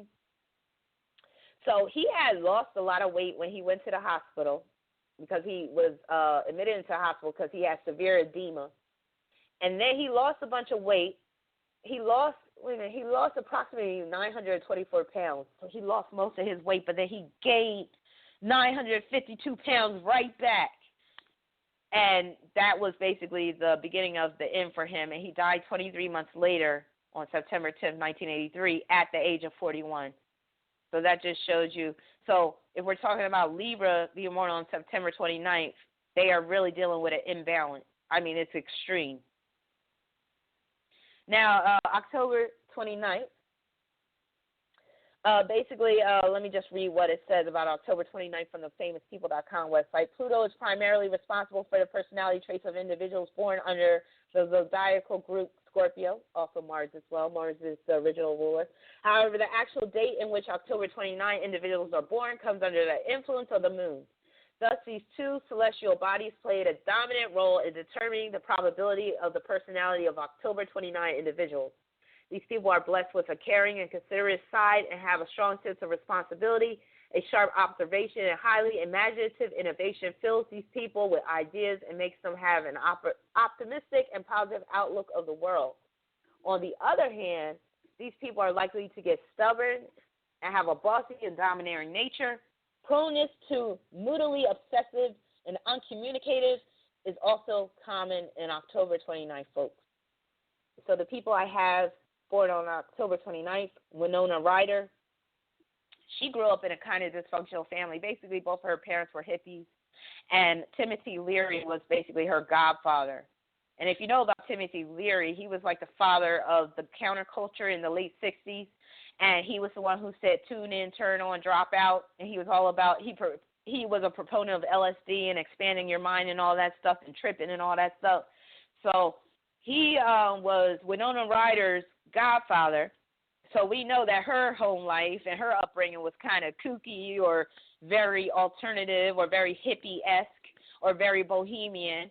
So more than likely, you know, if we're talking about being raised by hippie parents, there might have been an issue with boundaries, even in terms of sexual boundaries. She might have seen too much growing up.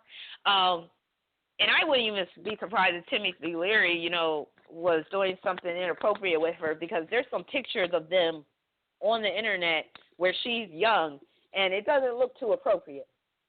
Also, Bob Ross.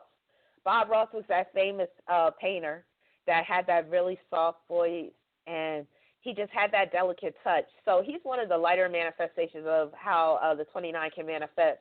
But he definitely had that moon energy that is interwoven in the number 29, because he just had the ability to make you feel so warm and fuzzy inside and all peaceful and all comfortable. That's how I always felt, because I used to watch him as a child. And whenever he would come on, I would get so excited. But, yeah, and I loved his voice, and I loved the way he talked and the way he would just phrase his words. And he'd be like, let's put a little Daylo Blue on there. How about a little Van Dyke Brown? But, yeah, so that's one of the positive – he's one of the positive examples of October 29th. Gabrielle Union was born on October 29th. And she's often been very outspoken about how black actresses are portrayed in the media or in Hollywood, and how it's hard for black women to make it in Hollywood. She has her sitcom, Being Mary Jane, and that kind of speaks very much about 29 energy, so that's interesting. She could probably relate to that character pretty much. And then also, wasn't she raped when she was in college or something? It was something involving that, and then she had an issue with, who was it? I can't think of the guy that made the movie Birth of a Nation. Why can't I remember his name? But she had an issue with him over that, I think. Whoever comes on the line, you can refresh my memory. Joseph Goebbels, he was part of the Nazi Party. Actually, let me see what his position was in the Nazi Party. But he was one of the worst. And he was a German politician, Reich Minister of Propaganda. Okay, so he was the Minister of Propaganda. If you pull up an image of him, I mean, this dude looked like he looked like Skeletor. Anyway, he was one of Hitler's henchmen, and he was one of his most devout followers. So if you know anything about Scorpio, they can be very devout when they're really convicted about. They can have a strong conviction about things, and that definitely speaks to Joseph Goebbels. Like, he was basically Hitler's henchman and like propagandist and all that stuff. Tracy Ellis Ross, she was born on October 29th. So again, when I talk about 29 pointing to issues with the mother, she more than likely had issues with her mother, Diana Ross, because Diana Ross was always touring, always performing. She probably really didn't have much of a nurturing bone in her body, because Diana Ross is the boss. She's an Aries. So that can point to that. But also Tracy Ellis Ross being biracial. Her father's white. And her father's quite famous, too. He was a mountaineer, and he was into some other stuff, too. But so that could just point to the issues she had, feeling like she was in between She was caught in the middle of two races, caught in the middle of her black mother and white father. And the interesting thing is she is one of the stars of the show Blackish, which is a show dealing with race relations or the black experience. So that points to her being born on the 29th. So that's very interesting. Now, November 29th, some of the famous people born on November 29th are Russell Wilson. He is now with Sierra. Now, I have my own opinions about Russell Wilson that I will keep to myself, but I will say this. He did create some type of controversy when he was pictured with Sierra and Future's son. So basically, Sierra was naked. She was holding Future's son, which was naked, and that boy was too old to be naked in that photo shoot, straddling his mama's pregnant belly like that. That was highly inappropriate.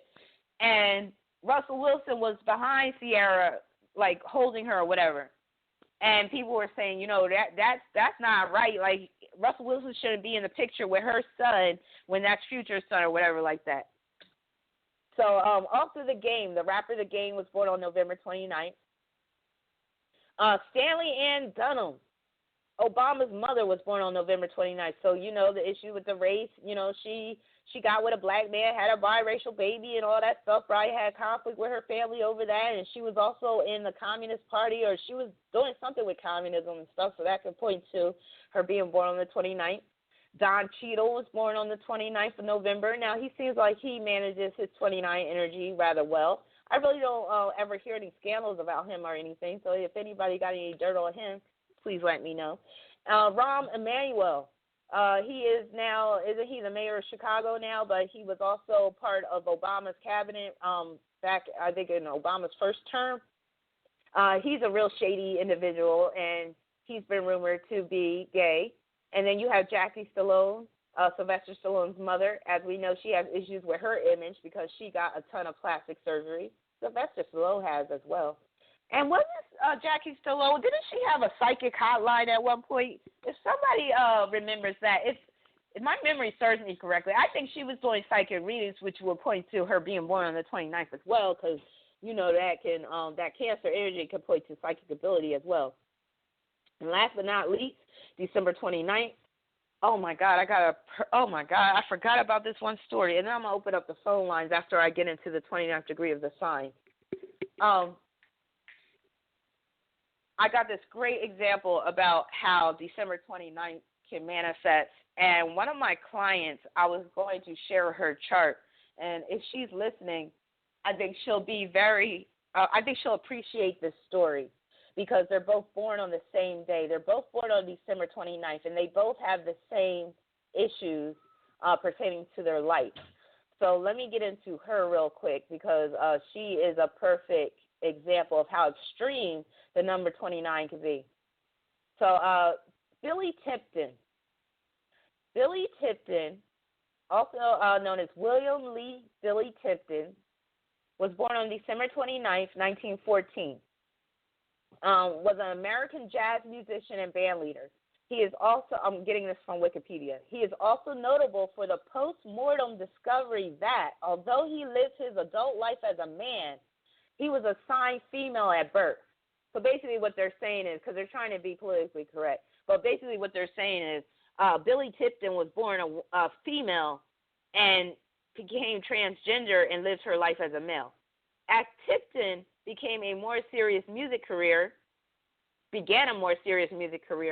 he adopted his father's nickname, Billy, and more actively worked to pass as a male by binding his breasts and padding his pants. At first, Tipton only presented as a male in performance, but by 1940 was living as a man in private life as well. Two of Tipton's female cousins, with whom Tipton maintained contact over the years, were the only persons known to be privy to Tipton's assigned sex. Born in Oklahoma City, Oklahoma, Tipton grew up in Kansas City, Missouri, where he was raised by an aunt after his mother died. He subsequently rarely saw his father, G.W. Tipton, a pilot who sometimes took him for airplane rides. So, again, 29, dealing with family issues. dysfunctional family or where your parents just aren't there for you for whatever reason. So his mother died early. His father rarely saw him, but would take him on airplane rides every now and then. Because of the couple's ongoing arguments over how they should. Oh, okay. So then fast forward to Tipton's adult life and when she was in a relationship with a woman. So because of the couple's ongoing arguments over how they should raise the boys, Tipton left Kitty. Kitty was Tipton's wife in the late 70s, moved into a mobile home with their two sons. Two of their sons had run away from home after being physically abused by Kitty. So Kitty, Tipton's wife, was abusing their sons and resumed an old relationship with a woman named Marianne. He remained there living in poverty until his death. So Tipton actually ended up living in poverty, and I mentioned that 29 can point to issues with money. Tipton lived in poverty because even though he qualified for Social Security income to collect it, he would have to reveal his true sex and his real name, both of which he refused to do in life. And remember, I said 29 can point to secrecy. There's something that you're trying to hide. Also, he could have hocked his saxophones for money, something he also refused to do, even after he lost his ability to play them. In 1989, at the age of 74, Tipton had symptoms which he attributed to the emphysema he had contracted from heavy smoking and refused to call a doctor. He was actually suffering from a hemorrhaging peptic ulcer, which, untreated, was fatal. Now, I believe that peptic ulcer, that could point to the number 29 too, because peptic ulcer, that deals with the stomach. 29, that cancer energy is in there. But also, remember when I read the part where Tipton was binding her breast and what else? Was binding something else. That probably led to the peptic ulcer because her organs, her internal organs were constricted for all those years. So ended up dying from the peptic ulcer. So it was while paramedics were trying to save Tipton's life, with son William looking on, that William learned that his father was a transgender man. Tipton was pronounced dead at Valley General Hospital. The coroner shared this with the rest of the family. In an attempt to keep the secret, so they were still trying to keep the secret, Kitty arranged for his body to be cremated, but later, after financial offers from the media, Kitty and one of their sons went public with the story. The first newspaper article was published the day after Tipton's funeral, and it was quickly picked up by wire services. How come I've never heard this story ever? Like, this is a story. A movie should be made about this story, unless it has been, and I don't know about it. Stories about Tipton appear in a variety of papers, including tabloids such as National Enquirer and Star, as well as more reputable papers such as New York Magazine and the Seattle Times. Tipton's family even made talk show appearances. And then we have Jude Law. Jude Law, matter of fact, before I get into Jude Law, let me just speak about my client. My client gave me permission to discuss her chart because my client's situation is very similar to Billy Tipton, only my client was born a male and is now a transgender woman. So my client was born on December 29th as well, and my client has a lot of 2 energy in her chart. So that's why when I saw the story about Billy Tipton and how they're both born on December 29th, I was like, oh, wow, wait till she hears this, and hopefully this will make her understand how 29 manifests even more so. So I just thought that was very interesting. And then, I didn't get into this. Also, I want to get into the 29 signatures that are found in Billy Tipton, the transgender male's chart. So this shit is unbelievable. So talking about the number 29 alone, Neptune is at the 29th degree of Cancer.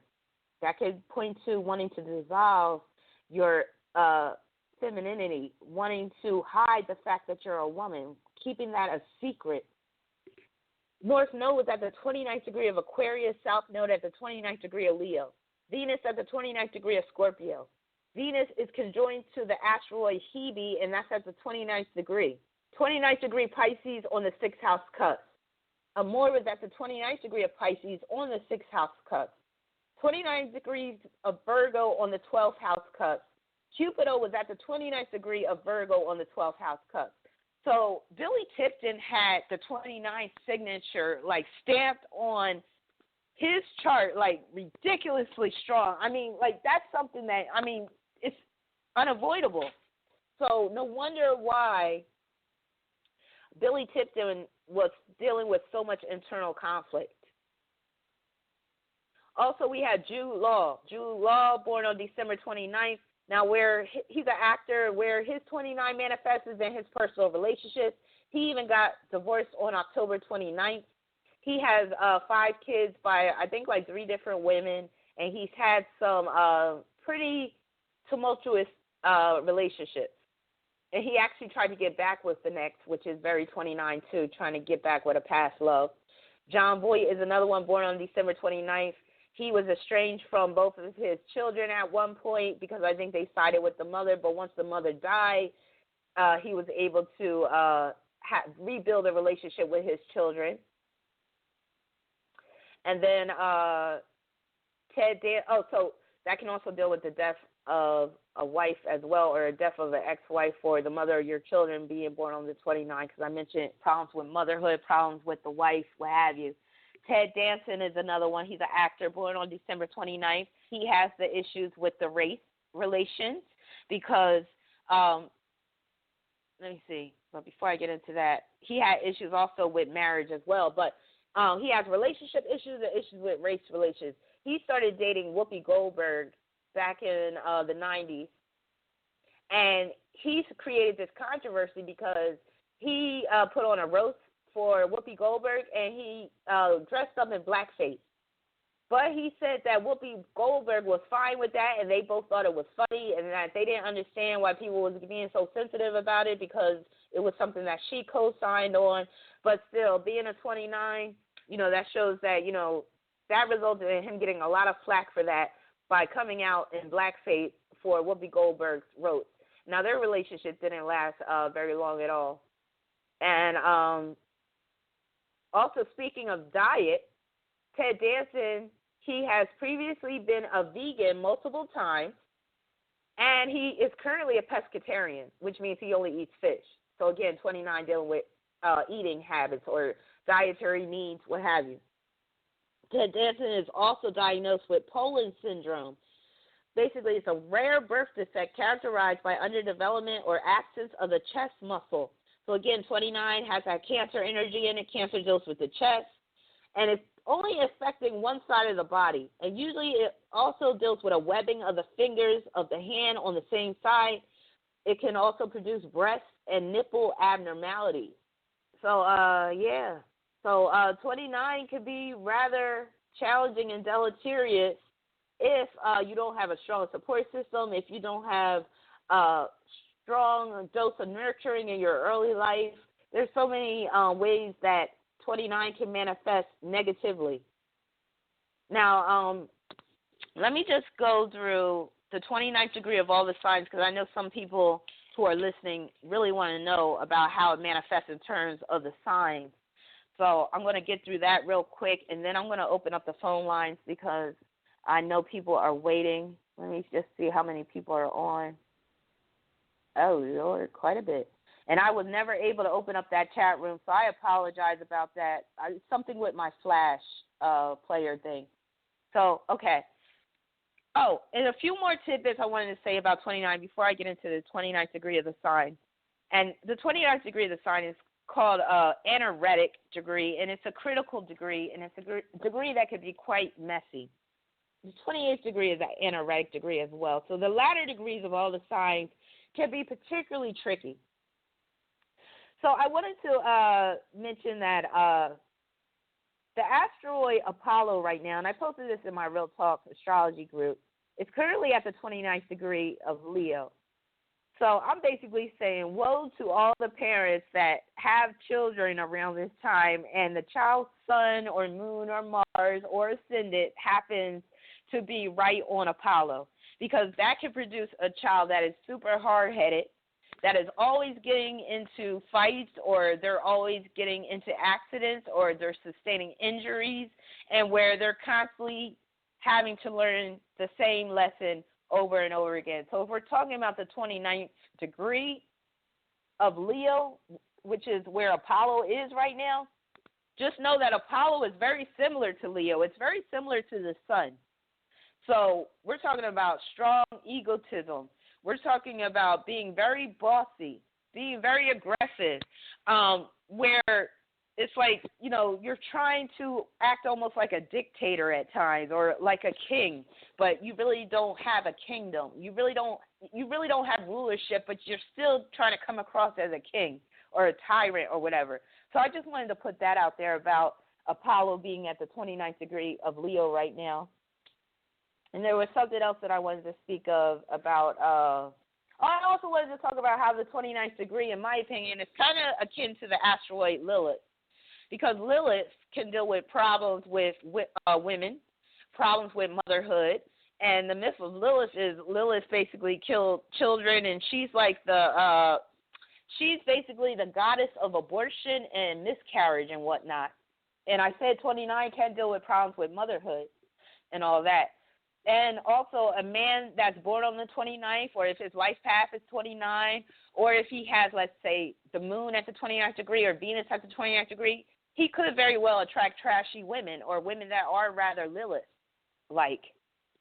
Okay, so moving on to the 29th degree of signs.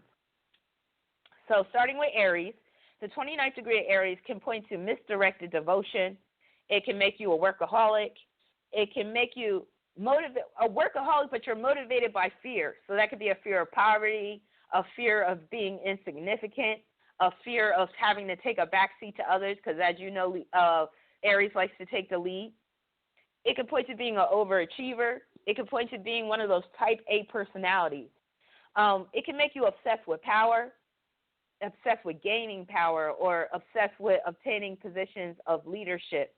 It can make you extremely competitive, so that includes in sports as well. It can cause you to be very shrewd and calculated when it comes to competition. And basically your hunger is insatiable. So that could be literal hunger, but it can also be just hunger for success, hunger for recognition, what have you. Basically, it produces a strong desire to be the best at everything or the best at certain things, even at others' expense. It can point to sex addiction, ruthlessness. It produces a strong penetrative force that is initially unassuming at first glance. So you're not going to see it at first glance because a person will try to feign like they're very agreeable. And it can point to issues with sexual performance or inappropriate sexual activity. 29th degree of Taurus. That can point to an insatiable need to make as much money as possible by cutting out the middleman. It can point to being ultra competitive with respect to out-earning others. Basically, money defines them. Without money, they are nothing. It can point to not having enough food. It can point to where your safety is always at risk or in jeopardy. It can point to someone being, and usually a lot of times it'll be somebody that's close to you. So it could be somebody in your family that is a threat to your physical safety and security. It can point to, let's see, I just asked my daughter for my plug for my laptop because my laptop is about to close. And I had to motion to her without talking. Let's see. So not having enough food, safety is at risk, and it could be someone close to you. Issues with self-esteem is a big one with the 29th degree of Taurus. Low standards, very superficial, lacking peace. And with the 29th degree of Taurus on my fifth house cusp, I could definitely relate to that energy. Also, let's see, I mentioned low standards, lacking peace in your life, especially inner peace, but it can also deal with outer peace. Having serious fixations on things, especially things that bring you pleasure. And let's see, also it can point to being hypersensual, very pleasure-seeking, food addictions, addicted to sensations, and it can bring a destruction of possession. So case in point, like I said, I had the 29th degree of Taurus on my fifth house cusp. Fifth house deals with children. I had a house fire one time. My South Node is in the fourth house in Taurus. So that could deal with, you know, your possessions getting destroyed through some type of issue with the home, whether it's fire or flood. So with the 29th degree of Taurus on my fifth house cusp, I had a house fire one year, and the house fire started in my daughter's room. It dealt with an outlet that was messed up, an electrical outlet. There was a short in it, and some sparks came out, and a fire actually started in the wall. Freak accident. 29 can point to freak accident. And my daughter's room was destroyed. And I felt so bad about that because, like, the whole house needed to be redone, but her room was basically done. It was gutted. It was over. So that speaks to the 29th degree of Taurus on the 5th house pertaining to my children and how, you know, it ended up causing my child's possessions to be destroyed due to the fire. So 29th degree of Gemini, that can deal with moving around a lot, especially in your youth, but even in your adult life. You may never be settled. You might always be changing your residence. It could bring a problem with the mother being unstable. It could point to where one of your siblings was shown favoritism. It could point to issues with siblings in general. You might learn about a sibling that you never knew you had later on in life with the 29th degree of Gemini. Also, the 29th degree of Gemini can point to sexual abuse at the hands of a sibling or relative or a friend of the family. It can point to a mother that verbally abuses you. It can bring problems with neighbors, especially with respect to aggressive neighbors, rowdy neighbors, ratchet neighbors, territorial conflicts with neighbors, or where they're just not keeping their yard clean or whatnot. It can make you accident prone, especially with traffic accidents, and also accident prone simply by being away from home or in unfamiliar surroundings. 29th degree of Cancer, that can point to someone being very image conscious and being very money hungry. Their humor might be very bawdy, like it might be very inappropriate at times because they don't have that filter. They don't have that component that will like tell them like maybe I shouldn't say this. It could bring serious issues with women. I mentioned if a man has his moon or Venus at the 29th degree of any sign, but if, you know, speaking of the 29th degree of Cancer, he could attract smutty women or women that just can't be faithful. Also, make somebody very security-oriented. Basically, they have a need to know everything about everyone because they have trust issues. It can make one extremely shrewd, exploitative. Basically, with the 29th degree of Cancer, it's food first, money second, everything else comes last. Can't love unconditionally because the mother didn't. That's very common with the 29th degree of Cancer. Also, there could be issues with your nationality, your race, your ethnicity, your self-image. You could be stingy. You could be a hoarder. So that deals with the lion, muzzle, clenched fist, the clenched fist part of that. You could have chest problems, breast ailments, even develop breast cancer, stomach ailments. Could have issues with water retention, issues with the womb, issues with your parents, early foundations, family conflicts over real estate and ownership of real estate. 29th degree of Leo, that can point to making bad investments, taking bad risks. You're torn between two lovers or two loves or two passions. It doesn't have to be two people, but it could be two passions that you're torn between. Basically, with the 29th degree of Leo, that's like you saying any publicity is good publicity, even if it's bad publicity. It's about making constant attempts to rekindle old flames or old romances, constant attempts to recreate yourself, being vulnerable to false flattery. Inaccurate speculation goes along with bad investments. Basically, you're on a mission to gain as much sexual gratification one can get because Leo is a sexual sign. It can also produce an Oedipus complex because, like I said, the 29th degree deals a lot with the mother. Oedipus complex is where basically Oedipus, he fell in love with his mother and was lusting after his mother because they had an inappropriate relationship. 29th degree of Leo can point to promiscuity, indiscriminate love affairs, incest that could be at the hands of the father, being terrified at the thought of aging because, you know, Leo is very vain. Constant attempts to rejuvenate yourself so that you don't show the signs of aging or reclaim your youth. So that can point to plastic surgery. And the 29th degree of Leo, oftentimes the person did not get enough love or attention in their early life. 29th degree of Virgo, basically new health problems are always coming up, always emerging. That could point to being a hypochondriac. You can have many instances of assimilation or where there's many instances where you have to assimilate because you relocated many times. I see Virgo being very strong in people's charts, or the sixth house being very strong in people's charts who had to relocate many times in their youth. So if they were military brats or whatever. Also, it could even include having to move out of one country and moving to another country in your childhood, and you having to assimilate into that new way of life. And as I said, that 29th degree can point to nations and nationality, cultures, what have you. Also, the 29th degree of Virgo, you might lack etiquette due to being sheltered or cloistered away somewhere. So, for instance, let's say that you were born in a cult, and you know how cults, they do things a certain way. Well, because you are, you have that 29th degree of Virgo in your chart, that could point to, when it comes to dealing with the public and social customs, you don't know how to operate. You don't know how to function properly because you were sheltered through this. Also, it can point to digestive system issues. So your digestive system is acting up. And a lot of times it can be in stressful situations, whenever there's a conflict, whenever somebody's interfering in your affairs, or your digestive system can act up whenever you're in unfamiliar places or whenever you travel outside of your local area. Your stomach could just start feeling funny.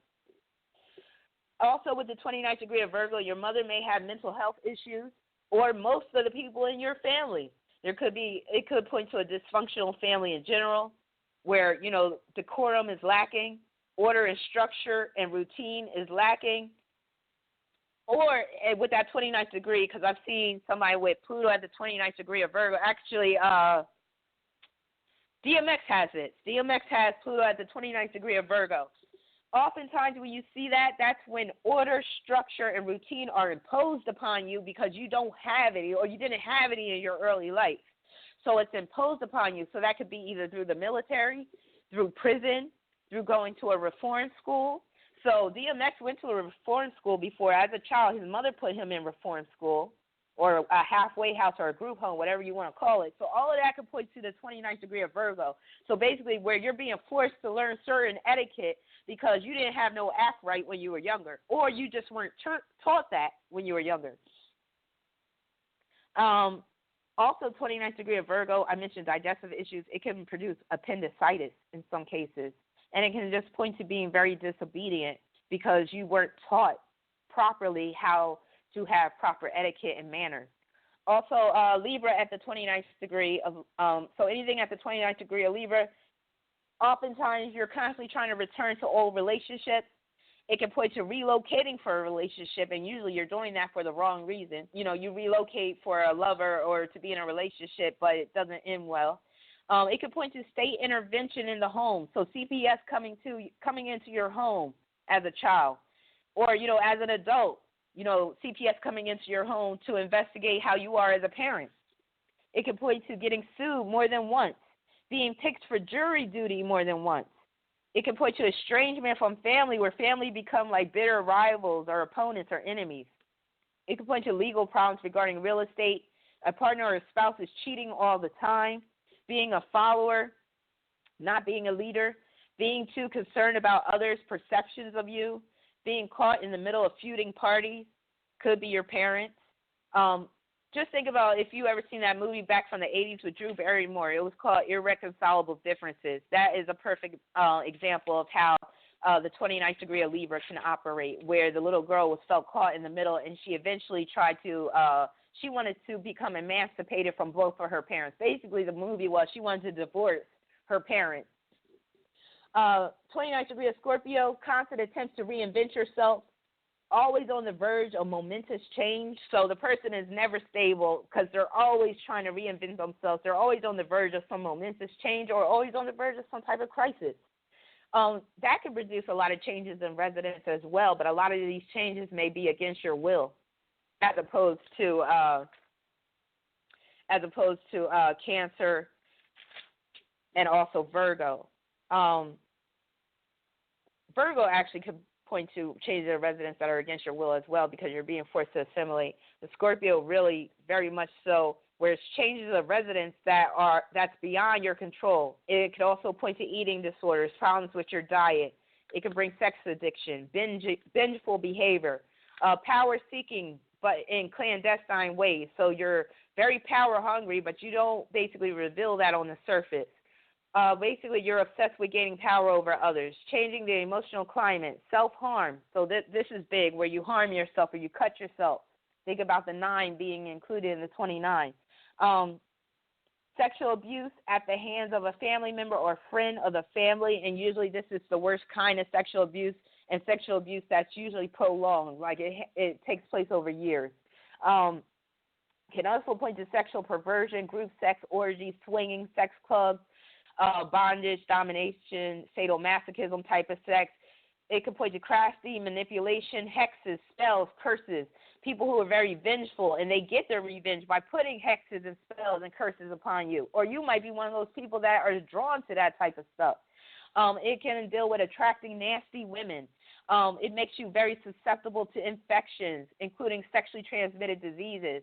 29th degree of Scorpio, let's say it's on your 4th house cusp, that can point to family curses or family crisis, like your family's always in crisis, or your family is severely dysfunctional. You might even be brought up in a family of criminals, a den of thieves or whatnot.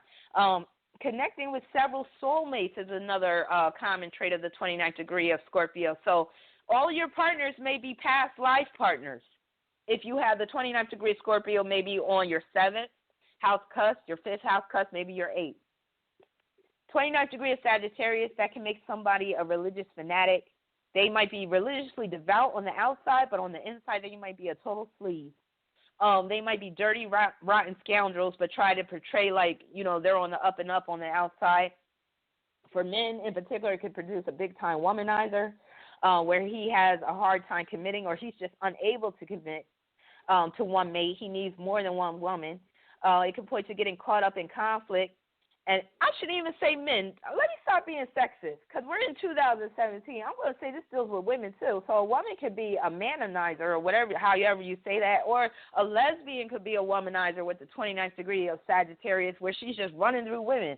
So also, getting caught up in conflict in the course of long-range travel is very big with the 29th degree of Sagittarius. Being very gullible, receptive to religious or spiritual doctrine, problems with being truthful or accepting the truth. So that points to being very idealistic to a fault. Also, escaping your early home for more freedom. 29th degree of Sagittarius can point to obesity because of the greed and the excess, and it can bring insatiable appetites. So you're hungry for something, but no matter how much of it you get, you just can't get enough. It can bring insatiable lust. 29th degree of Capricorn, that can make one very hypercritical or very subject to hypercriticism from others, and it could be at the hands of a parent. And it could deal with being a military brat. So one of your parents could have been in the military. You could have, been shuttled around all types of countries and whatnot. It can also point to relocating for work or career, and possibly when you do relocate, you don't like the place, but you have to stay there because that's where your job is. It can point to unfinished business that's always coming up. Your past coming back to haunt you. Losing jobs through no fault of your own. Being investigated when you are older. Being investigated, being under surveillance, especially by government agencies. Meeting your father when you are older in age. That could be a manifestation of the 29th degree of Capricorn. Mom or parents were always working. No time for the family. That could be 29th degree of Capricorn. Family name carries a bad reputation. That's another manifestation. Also, you could have grew up in abject poverty in your early life, and as a result, you become very opportunistic in your adult life.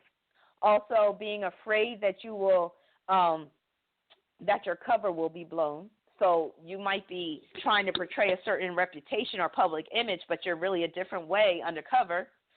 And it can point to uncovering sordid family history. Then a 29th degree of Aquarius can point to family disputes over entitlement, separations, especially where family is concerned, perversion of the family dynamic, rejecting your race or ethnicity or culture, going against the family grain, ostracization from your family, so your family ostracizes you, being the black sheep of your family, friendships are filled with conflict and deception, A friend suffers misfortune. So with the 29th degree of Aquarius, you might have friends that are constantly going through things, constantly going through crisis.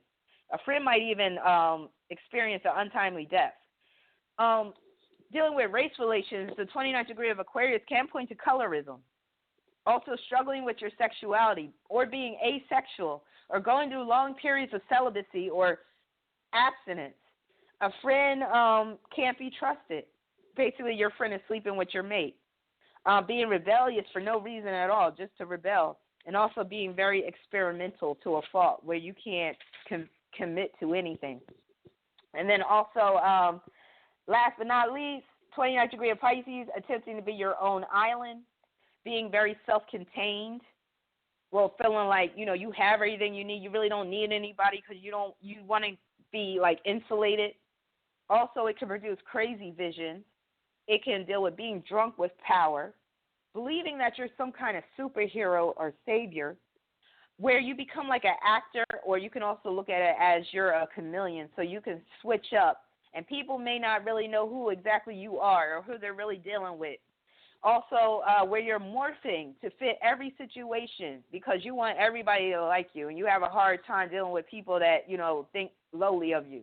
So you're morphing to fit every situation. It could also bring a con man, point to a con man, a cheat, an addict who is in denial. Denial is very important. So not just an addict, but this addict is in denial. I don't have a problem. I can quit anytime. Also, a closet addict. So somebody that, they might work 40 hours a week, but on the weekend they're smoking crack from Friday night to Sunday night. Also, an inability to fully commit to anyone, fantasizing about getting over on others, overpowering them in weird ways too. So it could be like tying people up. So like a 29th degree of Pisces can produce some weird fetishes.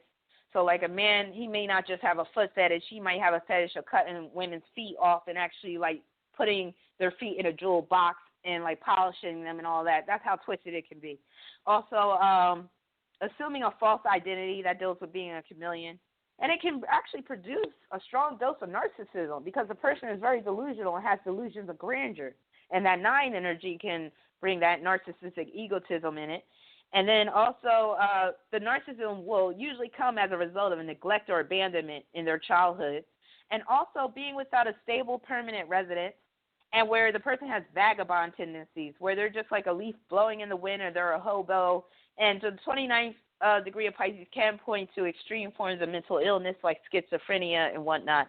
So I have more to go over, but I've talked so much with my Mars and Gemini ruling the third house that I have to open up the phone lines and give some people some time. And oh my God, people got their hands up. So if you want to get on and get in on this conversation, if you want a free mini reading, press 1 so I can know to open up your phone line. I'm going to start with 202-281. I'm opening your line right now. Welcome to the Ace of Cups radio show. Who am I speaking with? Hi, thanks for taking my call. My name's Angela. Hi, Angela. How are you? I'm good. How are you? I am doing fine. I'm actually, I'm kind of tapped out now after I said all that. But you should be. Do you have any experience with the number 29, whether we're talking about numerology or astrology? I do. My North Node, 29 degrees Leo in my 8th house. Nice. Now, please tell our listening audience how that manifests in your life. Like, I don't know if you could relate to some of what I was saying about the 29th degree of Leo. I did say a mouthful, so I don't know if you caught it all. But and also you could talk about just the 29 in general in terms of what I said during this episode. So tell me about how your experience with that North Node at the 29th degree of Leo has impacted your life. I'm just actually learning about North Node and the 29th degree, so now my focus is on it now. So I can't say that I've, been paying attention that much, but from the things you said, a lot of things registered, very strong sexual appetite, issues with food, issues with mother. But I was curious to know what your opinion is of it placed in the the North Node in the 8th house. Okay, that North Node in the 8th house, that can actually be rather advantageous, because what it will do is it will help you to gain a lot of support, outside support, so support from others. And that North Node in the 8th house is telling you that you really need to collaborate with people on creative projects. And you will distinguish yourself, because that's the essence of the North Node in Leo. In this lifetime, you need to distinguish yourself from the crowd, because you were all about being part of the crowd or the collective in past lives with that South Node in Aquarius.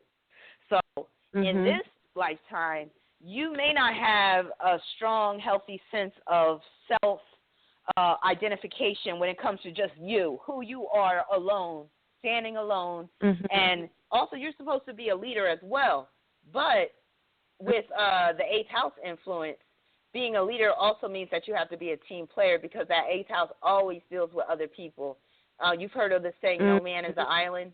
That is definitely pertaining to the 8th house, in addition to the 7th, because that 8th house, I always say, it's the house of collaboration.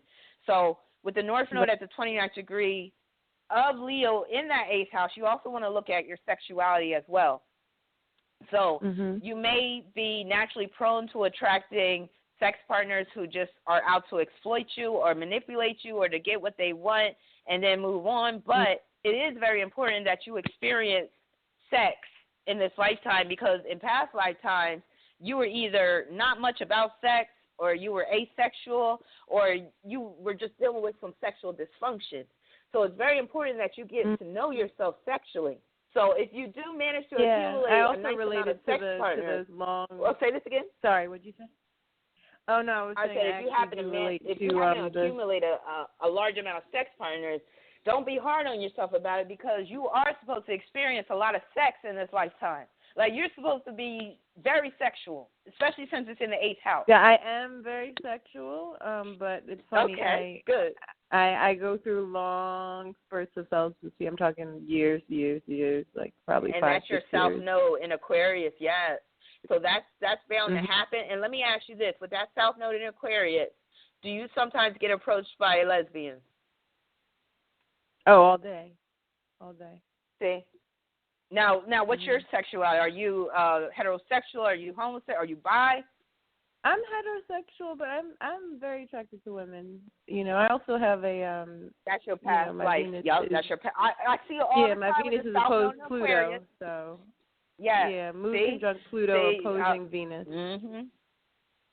Yeah, you was yeah. I was going to say a term that might be derogatory, but I'm a Sagittarius. I should be able to say what's on my mind. Y'all should be able to know that. You should. I have a Sag rising. So I was just about to say, so just know that you was munching on some carpets in a past life, like you was licking the kitty. So don't be afraid to, if you have that same sex attraction. And, you feel like, you might want to experiment with women, just know that you already have that in you. So, just know that you're already geared to have sexual relationships with women, or I'll just say intimate relationships with women. But in this lifetime, it is very important that you get in touch with men and that you learn the ways of men, because Leo deals with men. So it's important that you learn the ways of men, because you're not sophisticated when it comes to the ways of men. And it could have started with your own father. It's so true. And it's so true. There are some women who they get men. They know how to work them.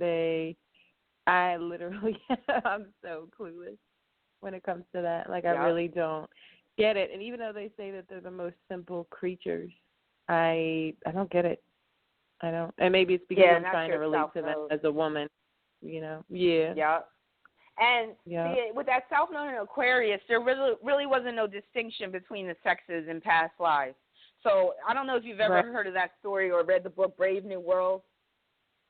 Brave New World to me is very South Node in Aquarius, because in that society, it was like everybody was part of this collective, and it was very futuristic, and even sex no longer had passion. It was just about fulfilling a need. And it was about fulfilling a purpose, but there was no passion to it. It was all like mechanical. But I got to take some more callers. But thank you so much for calling in and shedding some light on the North Node at the 29th degree of Leo, South Node at the 29th degree of Aquarius. And peace and many blessings to you. And I hope you really work that North Node in Leo to your advantage, even with it being at the 29th degree. Can I ask you something really, really, really fast? It's just the eclipse is hitting that North Node, and that's what I wanted. That's really what my question was about. I totally forgot. The Leo eclipse is gonna hit it. Okay, this is the reason why you need to sign up for our eclipse party. We are having an eclipse party, me and the rest of the Cosmic Council ladies, on August 7th at 3 p.m. Eastern, I think, or maybe that's Pacific time. But I don't know if you belong to my Real Talk Astrology group. If not, you might want to join it because I'll be posting information about that. But that will give you. We're going to give everybody who signs up for that insight about how that eclipse is going to affect them personally. But what I'm going to do right now is I'm going to pull a card and see how it's going to affect you with that eclipse being right on your North Node in Leo. Because that could be particularly nasty if it's in the 8th house. So let's see. Okay, so the card I got was the Five of Wands, which is a Leo card. So that's very apropos. So that's telling me that, you could get into an ego-fueled conflict with someone. Also, watch who you're having sex with between now and I would say the rest of the year, because you could end up getting with a partner where you get more than what you bargained for. You know what I mean about that? That could either be unwanted pregnancy, sexually transmitted disease, or you could just get with a sex partner that's very manipulative, very bossy, very controlling, very domineering, and you don't need that in your life. So I strongly advise you to sign up for that eclipse party, because since you're going to be seriously affected with that eclipse falling on your North Node in Leo, you will definitely benefit from that party that we're having. So peace, many blessings to you, and good luck with that eclipse. Thanks. You're welcome. Bye-bye. Okay, so now I'm going to take 301-675. Actually, no, somebody's been holding longer. 601-990. Actually, no, 954 has been holding longer. But I got somebody that was holding for 52 minutes. I'm sorry. I thought it would have it in the order. So I got to pick these people that have been online for, but I don't see your hand up. So unless your hand is up, I'm not going to open up your line. So press 1 if you want me to open up your line right now, because I do want to take people that's been waiting the longest. If I don't see a 1, let me take this next caller then. 601-990. Greetings. Welcome to the Ace of Cups show. Who am I speaking with? Hello. Can you hear me? Yes, I can hear you. Hi. Hi. How you doing? My name is Adrian. Hi, Adrian. How are you? I'm doing fine. I'm fine. Don't mean to be so quiet. I'm just shocked I got through. I was calling because I am a Libra sun born at 29 degrees of Libra in the 8th house of Scorpio, and I'm a Pisces rising, and my moon is at 20 degrees of Sagittarius. Okay. And I wanted to know about, like, what the other caller asked. Is this going to affect specifically Leos or anybody with anything at 29 degrees? Well, for you, it's going to affect you in a positive way, because Libra and Leo are in harmony with each other. They're compatible. So what that makes is well, not to cut you off. Of my son is a Leo. My oldest child is a Leo, and I have a nephew that's a Leo. And my mother, my mother's Saturn was in Leo, but I did her chart. I'm into it, and it's amazing. In my story, all of what you said about a Libra at 29 degrees is so true. The relationship, I am 45. I'll be 46 years old. I feel like an old woman. Which a lot of people will say somebody in their 40s is still young. True, physically, but like emotionally and spiritually, I feel like an old woman. Problems with the mother, bounced around from house to house.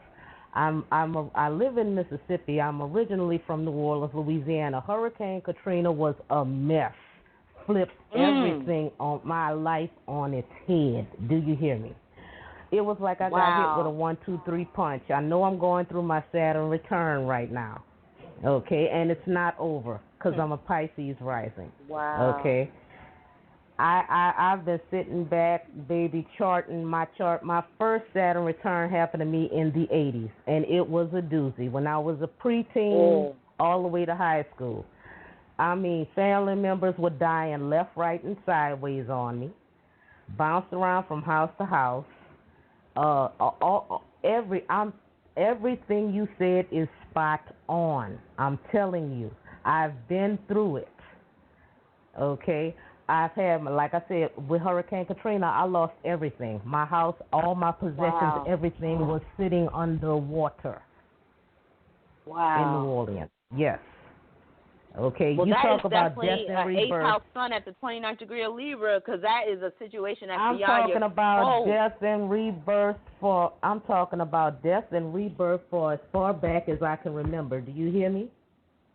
Wow. I even recently, at the age of 42, 43, I had an accident on the job where I fell off a ladder and it messed up my back. I'm fine now. Oh my God. You talk about a struggle. For at least a good year and a half, I was just flat on my back on the couch. Oh my God. I've been through it and through it and through it. I got hit with a 1, 2, 3 punch. Yeah. Separated from my husband. Hurricane Katrina hit in, was separated from my husband in 2004. Hurricane Katrina hit in 2005. And that same year, in December of 2005, my mother passed away. 1, 2, 3. Damn. Because my mother's that's Leo. how 29 can manifest. My mother's South Node was in Leo, so she died when Saturn was transiting her South Node. Wow. And that's when my son was going. That's when my son started his Saturn return. Okay, wow. And he's still got more to go because he has planets in Capricorn, so it's going to kick up next year, him and my daughter. But the good thing about Saturn being in Capricorn, because that's Capricorn's, Saturn rules Capricorn. So I'm thinking for a lot of these Saturn return youngins that are about to experience this, it's not going to be as bad, hopefully, as some of us that had to go through it where our Saturns are in different signs. And this is I'm so just hoping crazy. at least some more maturity with them. And I hope so too. But they stay with me. That's the beautiful part. It's like I can't explain it. I've always been the black sheep of the family or the odd duck. I've always had a very intuitive sense when things are not right. People step into my orbit, I'm like, something wrong with you. They ain't got to say 2 words with me. I could just pick up on it. You're evil. You're deceptive. You're not right. From a child, I could always pick up on that. I've always been protective of my children. I always watch who they're around. Okay? Yes, and 29 will make you very protective. Yes. I'm like a hawk. I watch even to this day. They're in their 20s, and I still watch them like hawks. Okay? Wow. All right? I still do. I'm perched and ready. All right? Because I understand after all of the crap I've been through, I get it. Yeah. And people think that just because their children turn 18, just let them go. No, that's the worst thing you could do. That's when you really need to be their friend. That's when you transition from parent to friend. Yeah. Okay? Close friend as possible. Now, thank you so much for confirming what I said. And like I said to the previous caller, you may want to sign up for our eclipse party on August 7th because then we'll be able to tell you, how the eclipse is going to impact your life directly. I'm sorry to take over the conversation.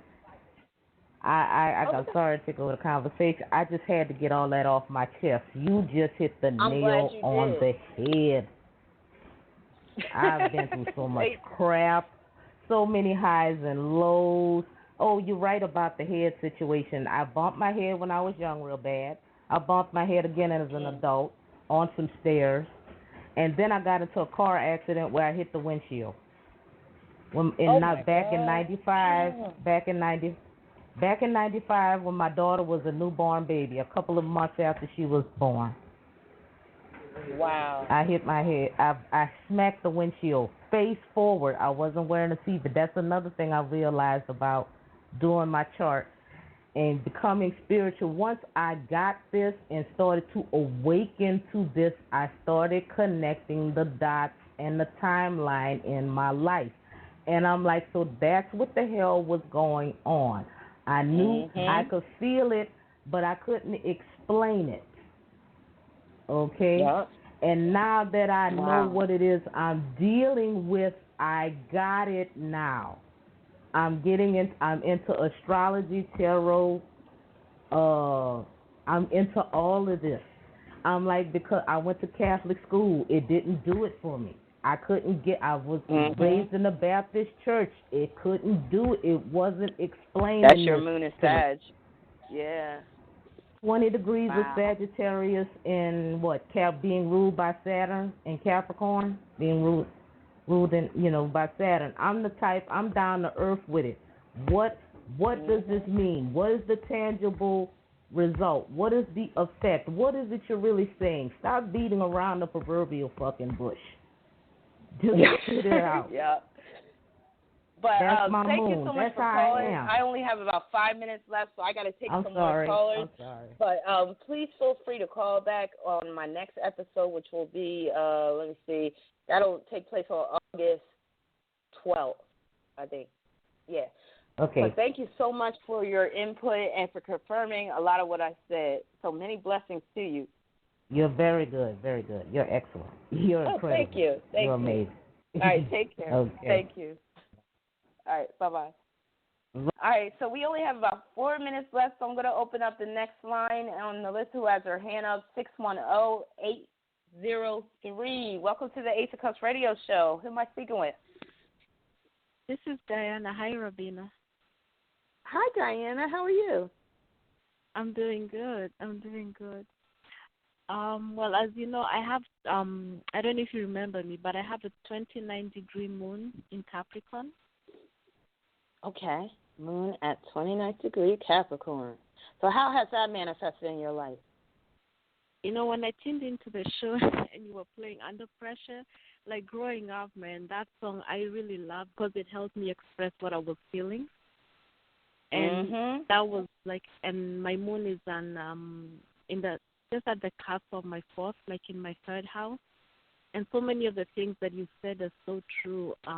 Starting with finding out that I have a sibling that is not, everyone else doesn't know about this sibling. And I found out about it because I was going through some papers and I happened to ask my grandmother, and she's the one who revealed it to me because I had asked for that information. And so many things you touched on, but now they're like I'm forgetting. But what else?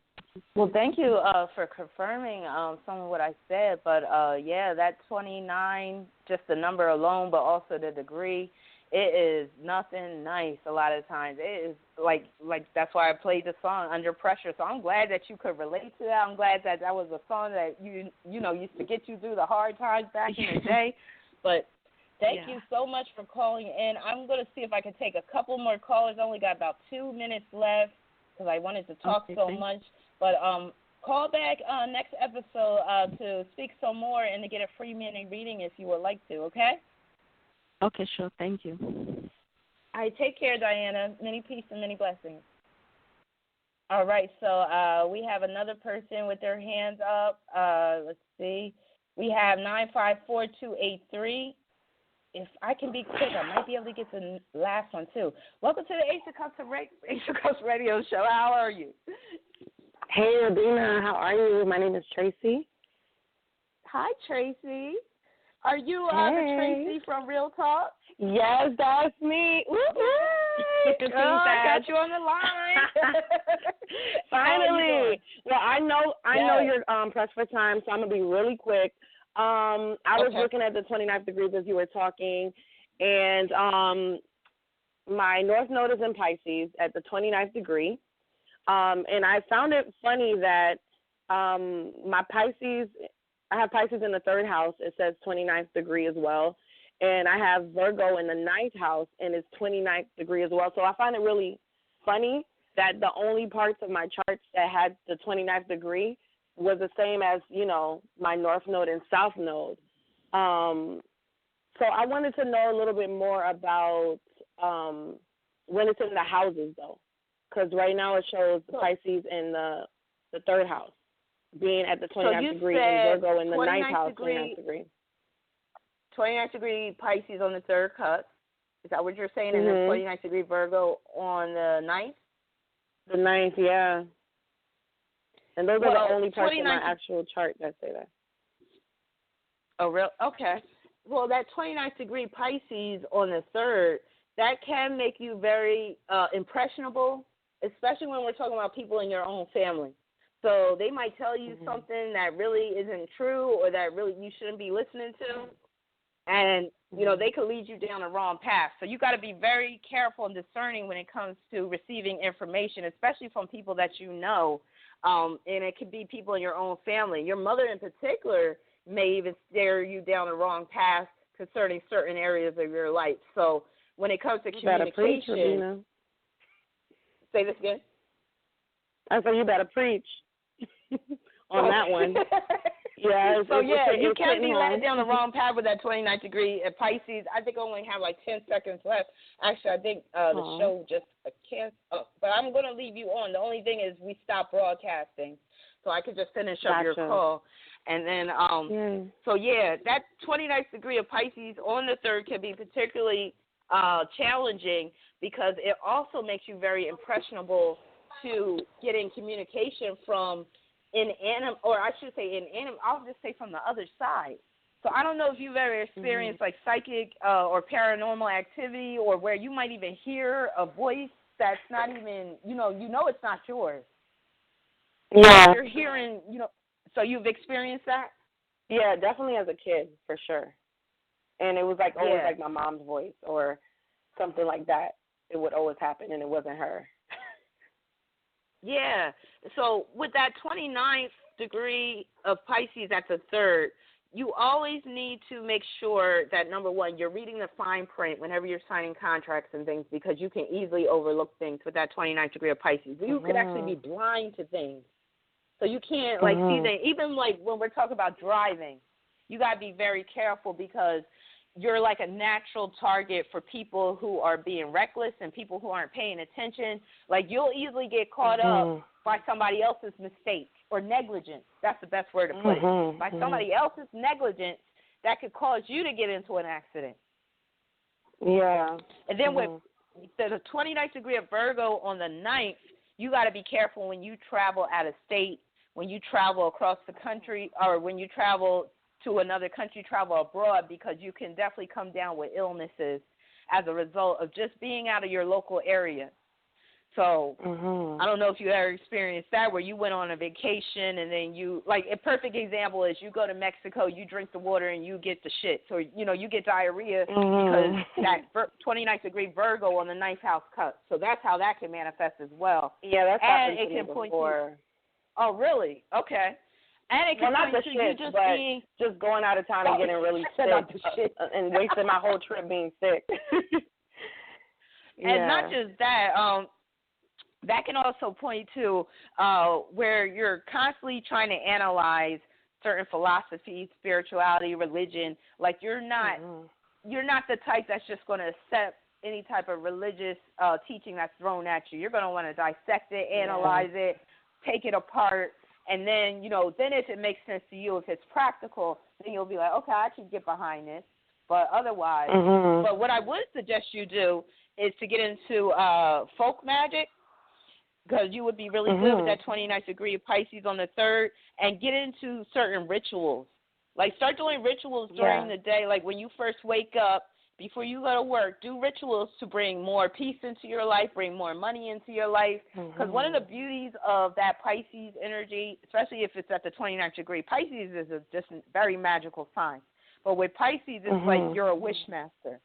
So with the 29th degree of Pisces on your third house cusp, that's basically if you think about something hard enough, you can make it happen, whether it's good or bad. So you got to be very careful about what you think, because you could be thinking bad thoughts about somebody. Next thing you know, they break their leg. I kid you not. It can happen that way. You should never told me that, Rabina. I'm kidding. I know. That's why I say you be good with the folk magic. You be a beast. Wow. I'm going to look into that for sure. I'm going to look into that. Yeah. And it's just weird. Like, I know I can attract certain things sexually, and I have a lot of Scorpio on my chart, so, yeah, I can do that. But I need to learn how to, you know, kind of do it where it's more productive and not just, you know, physically. Look, I'm going to tell you a little experiment to do. Mm-hmm. Do you know about sigils? No, have never you heard about it. sigils? Okay, research sigils, okay? Do that. And then once you learn how to make a sigil, start making your own sigils, right? Then when you make your one sigil, what you do is you tell your mind, you say, okay, I want to prove that this sigil is going to work. And so what you do is you say, okay, within the next 3 days when I go outside my home, I want to see somebody that's wearing, and they need to be wearing something outrageous, something that you won't see every day. So what I did for myself was I want the person to have orange shoes on. It was either orange or purple shoes. And the very next day I saw somebody in the supermarket with that color shoes. And I was like, get the hell up out of here. So that's a way you could test that that you have those magical powers. And with you, it's through the mind. So through the conscious mind you. So do that experiment. Learn about sigils. Create your sigil. And then put it to the test where you're like, okay, now I want to see somebody. It could be I want to see somebody walking with like half orange hair, half purple hair. It could be something as crazy as that. Yeah, I'm gonna pick something crazy. On day 3, you might see some chick that got some crazy hair dye in her hair or whatever like that. But make it so that it's extraordinary, so that when you do see it, you're like, damn, that shit worked. But step into your magic. Definitely. That's the best I can tell you. Thank you for telling me that. I mean, I was reading the Law of Attraction book, and it said to do that, but I didn't know about the sigil part. Of course, they didn't say that. But I told myself, okay, I'm going to attract a yellow flower. I'm like, yellow, okay, whatever. So then I didn't think about it again, and then 2 weeks later at the strip club, a guy comes up to me and gives me a yellow rose of all things, you know. So you already know about this. Yeah. You already know. Wow. Yeah, but you know, you reconfirmed it for sure. And is there any difference with the north node being the 29 degrees? Is there at the 29th degree? Is there any difference with that, or? Now you said your north node is at what? At the 29th degree or what? A Pisces as well. Wow. So it's right on your third cusp. Oh, that's the same thing? Wow. So wait a minute. So you're saying your third house begins at the 29th degree of Pisces, and your north node is right there? Yeah. Yeah, and then I found out that the Virgo I'm about to hit you up for some lottery numbers for real, because you got some magic in you.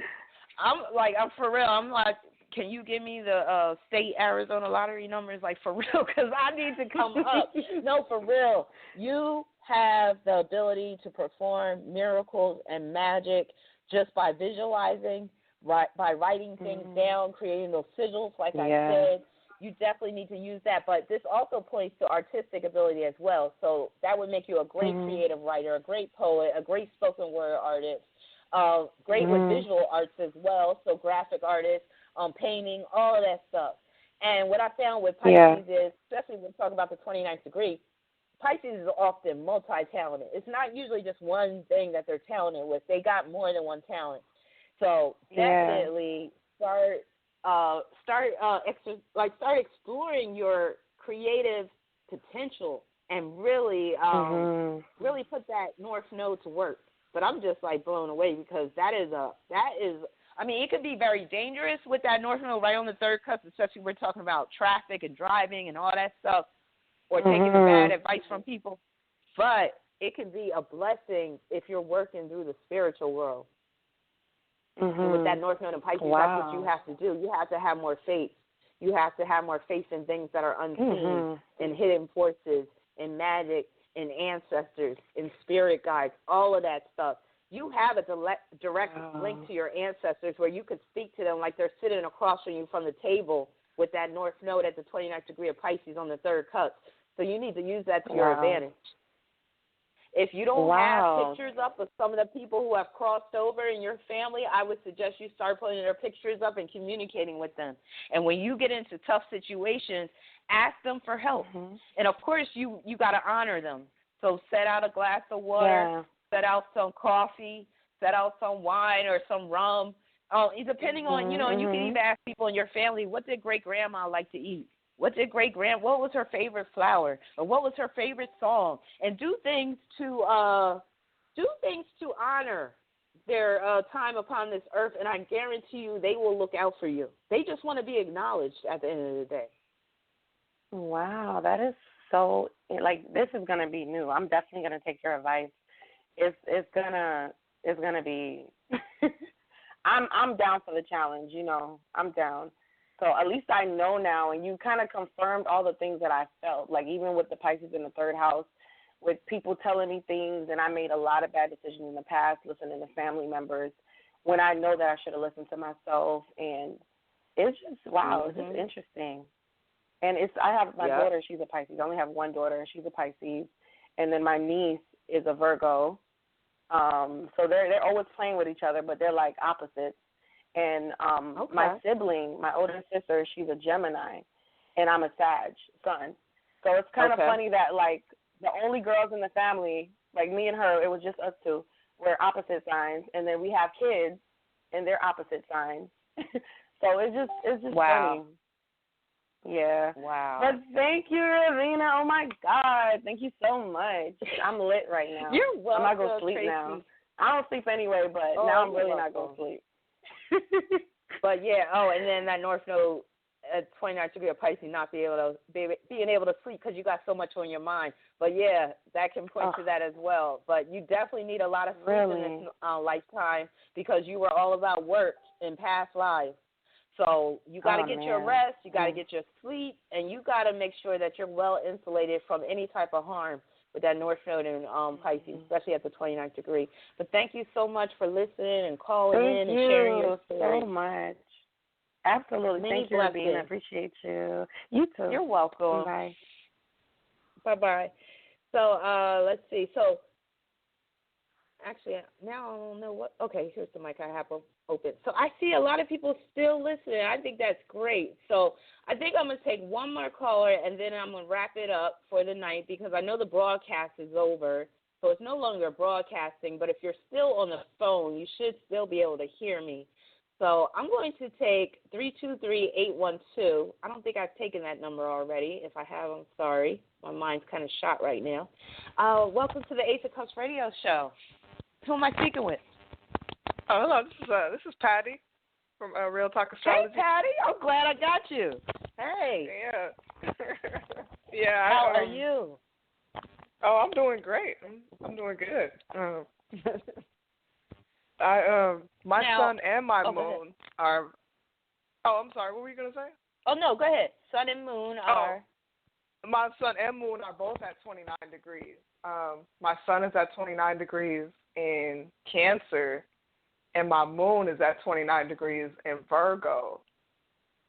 Wow. And I've talked to a psychic, and the psychic told me, because of my mom, my biological mother, I was told disappeared when I was like 2.5, and the psychic told me that she was, back in the 80s, she was on crack, during the crack era, and that I need to hire an investigator for my biological mother.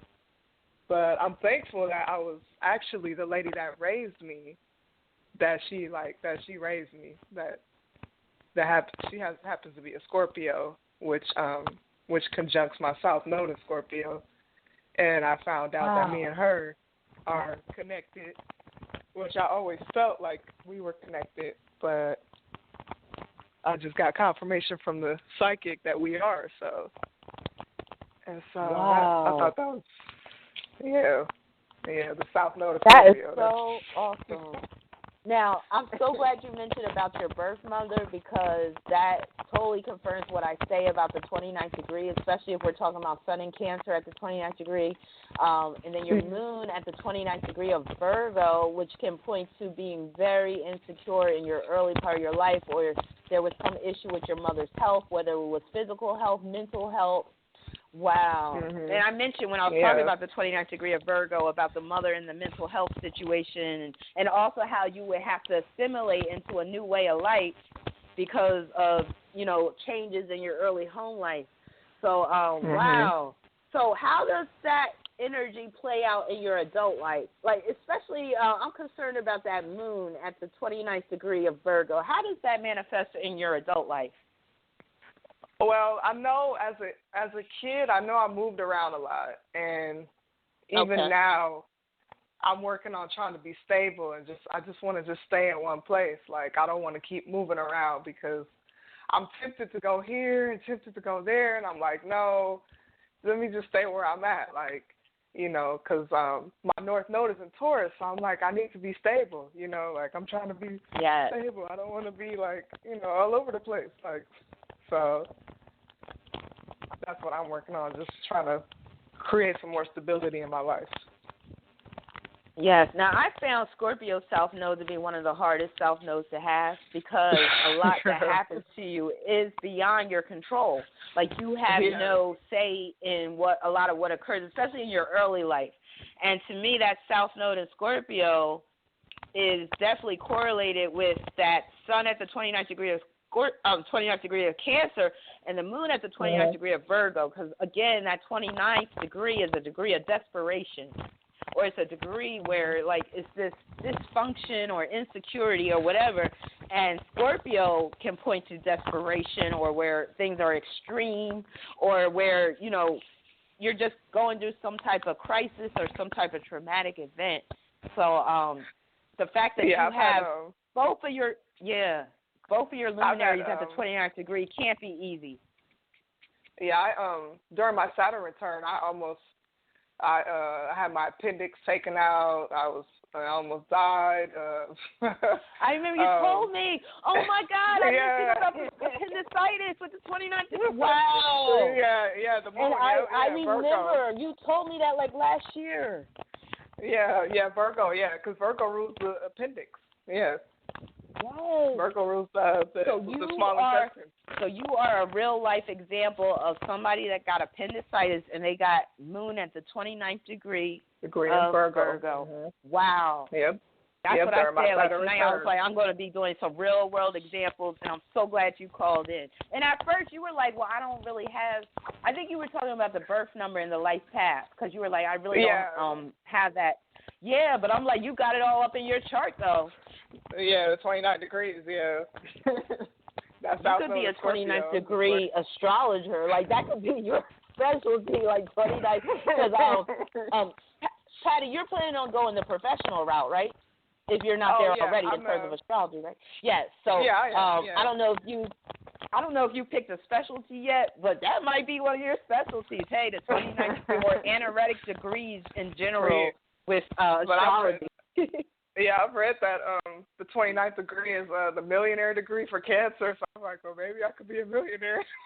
Hey, maybe. Yeah. And I did say that, it makes the person very shrewd. So that 29 makes you very shrewd, and Cancer will hold on to money now. So you could make it big in real estate. In real estate. So definitely more power to you. Do you have anything else you want to add before? Because you're going to be my last caller of the night. Because it feels like my brain is oozing out of my ears at this point, and I need to take a break. With my North Node, it's at 13 degrees in my 9th house. Being that 13 equals 4, what should I be focused on? Building, because 4 is like the organizing, or. Now, see, because I follow Chaldean numerology, I don't see 4 as being necessarily organizing, building. Like, I think Pythagorean numerology kind of ascribes 4 energy to Saturn or whatever, but I ascribe it to Uranus. So Uranus, yeah. The fact that the fact that your North Node and South Node is at the 13th degree, number one, that tells me you came into this life with some heavy karma because you got the 13th degree signature, you got the 29th degree signature, and so that right there, because the 13th degree breaks down to 4.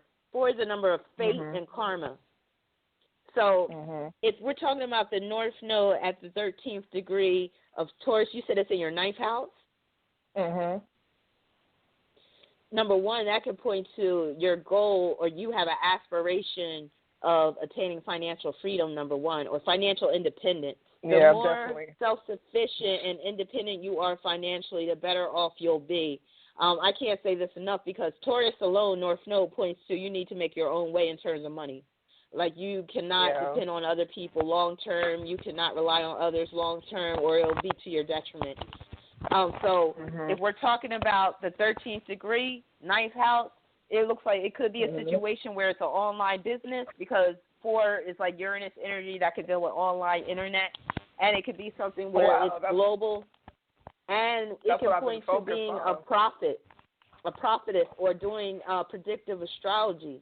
Because I ascribe the 9th house to I consider it to be one of the astrological, or one of the houses that pertains to astrology, because predictive astrology is prophecy basically, and prophecy belongs to the 9th house.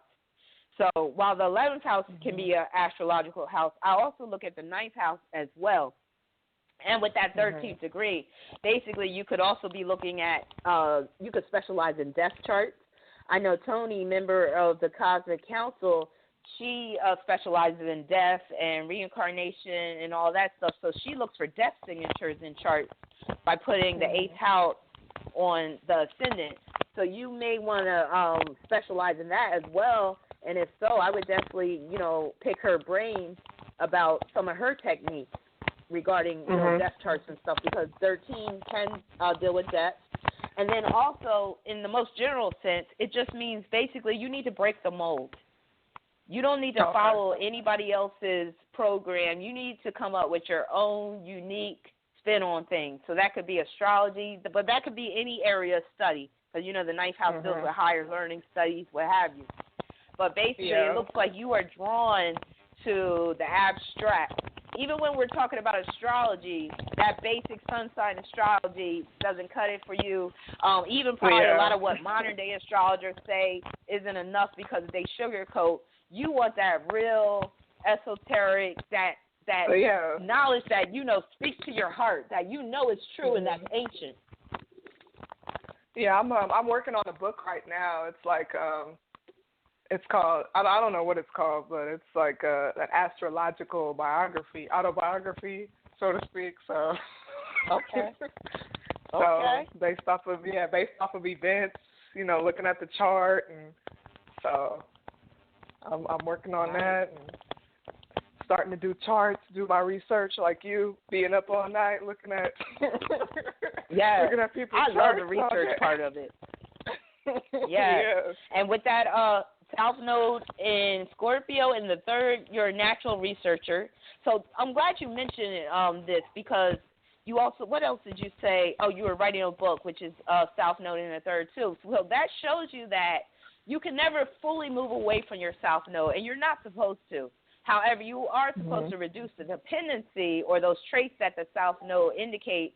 But at the same time, you can use the South Node, and I'm talking about anybody, can use their South Node to your advantage, because what it does is it will bring past life talents and skills over to this current life that you can use, especially if you see positive aspects leading from the South Node to other points in your chart. You'll know right then and there, okay, that's a talent that I had in a past life that has been brought over into this current life that I can use to my advantage. So writing is a past life talent you have, as well as, what else did you say? See, my mind is like, research. Research is another past life talent you have. Because I got Saturn and Pluto there too. So, it's definitely 3rd house. So now you were probably a scientific researcher in one past life. Like you were in that serious scientific research and data and all that type of stuff. And that's what I think I was. Doing something like that. Another thing I think you would be good at is astrology dealing with genealogy. So comparing the charts of family members and looking at the patterns and identifying the patterns and discussing family dynamics based off of genealogy and astrology. And the reason why I say that is because Scorpio a lot of times deals with genetics, while Cancer is more so, and that can point, your sun in Cancer can point to the genealogy as well. But Scorpio and Cancer, they both deal with that whole genealogy, genetic makeup, genetic ties, all that type of stuff. So I think you would do good at, and that would be setting yourself, that would be breaking the mold as well, because I don't know many astrologers that really get into the genealogy aspect where you're comparing charts of family members and where you're looking at the patterns and the family dynamics and all of that. Oh, yeah. Yeah, I've been doing that. I've looked at a couple of my cousins' charts, my cousin and her son, and they both have Moon in Libra and Mars in Libra. And I'm like, wow, they both got the same planets. And I'm just like, oh, that's deep. Like, you know? Yeah, it's all deep. But, yeah, I was like, but thank you so much. Oh, thank you so much for calling in. I think you were the perfect last caller because of your 29 signature in your chart, that South Node in Scorpio. So, and I'm so grateful that you shared your story, especially about your mother, because that ties right into that 29th degree, especially when we're talking about Cancer, with the sun in Cancer and the moon at the 29th degree of Virgo. Like, that was beautiful. But her son. I'll see you in the Real Talk group. Okay. So I'll see you in the Real Talk group. And feel free to call in during my next episode, which is going to be on August 12th, I believe. So peace and many blessings.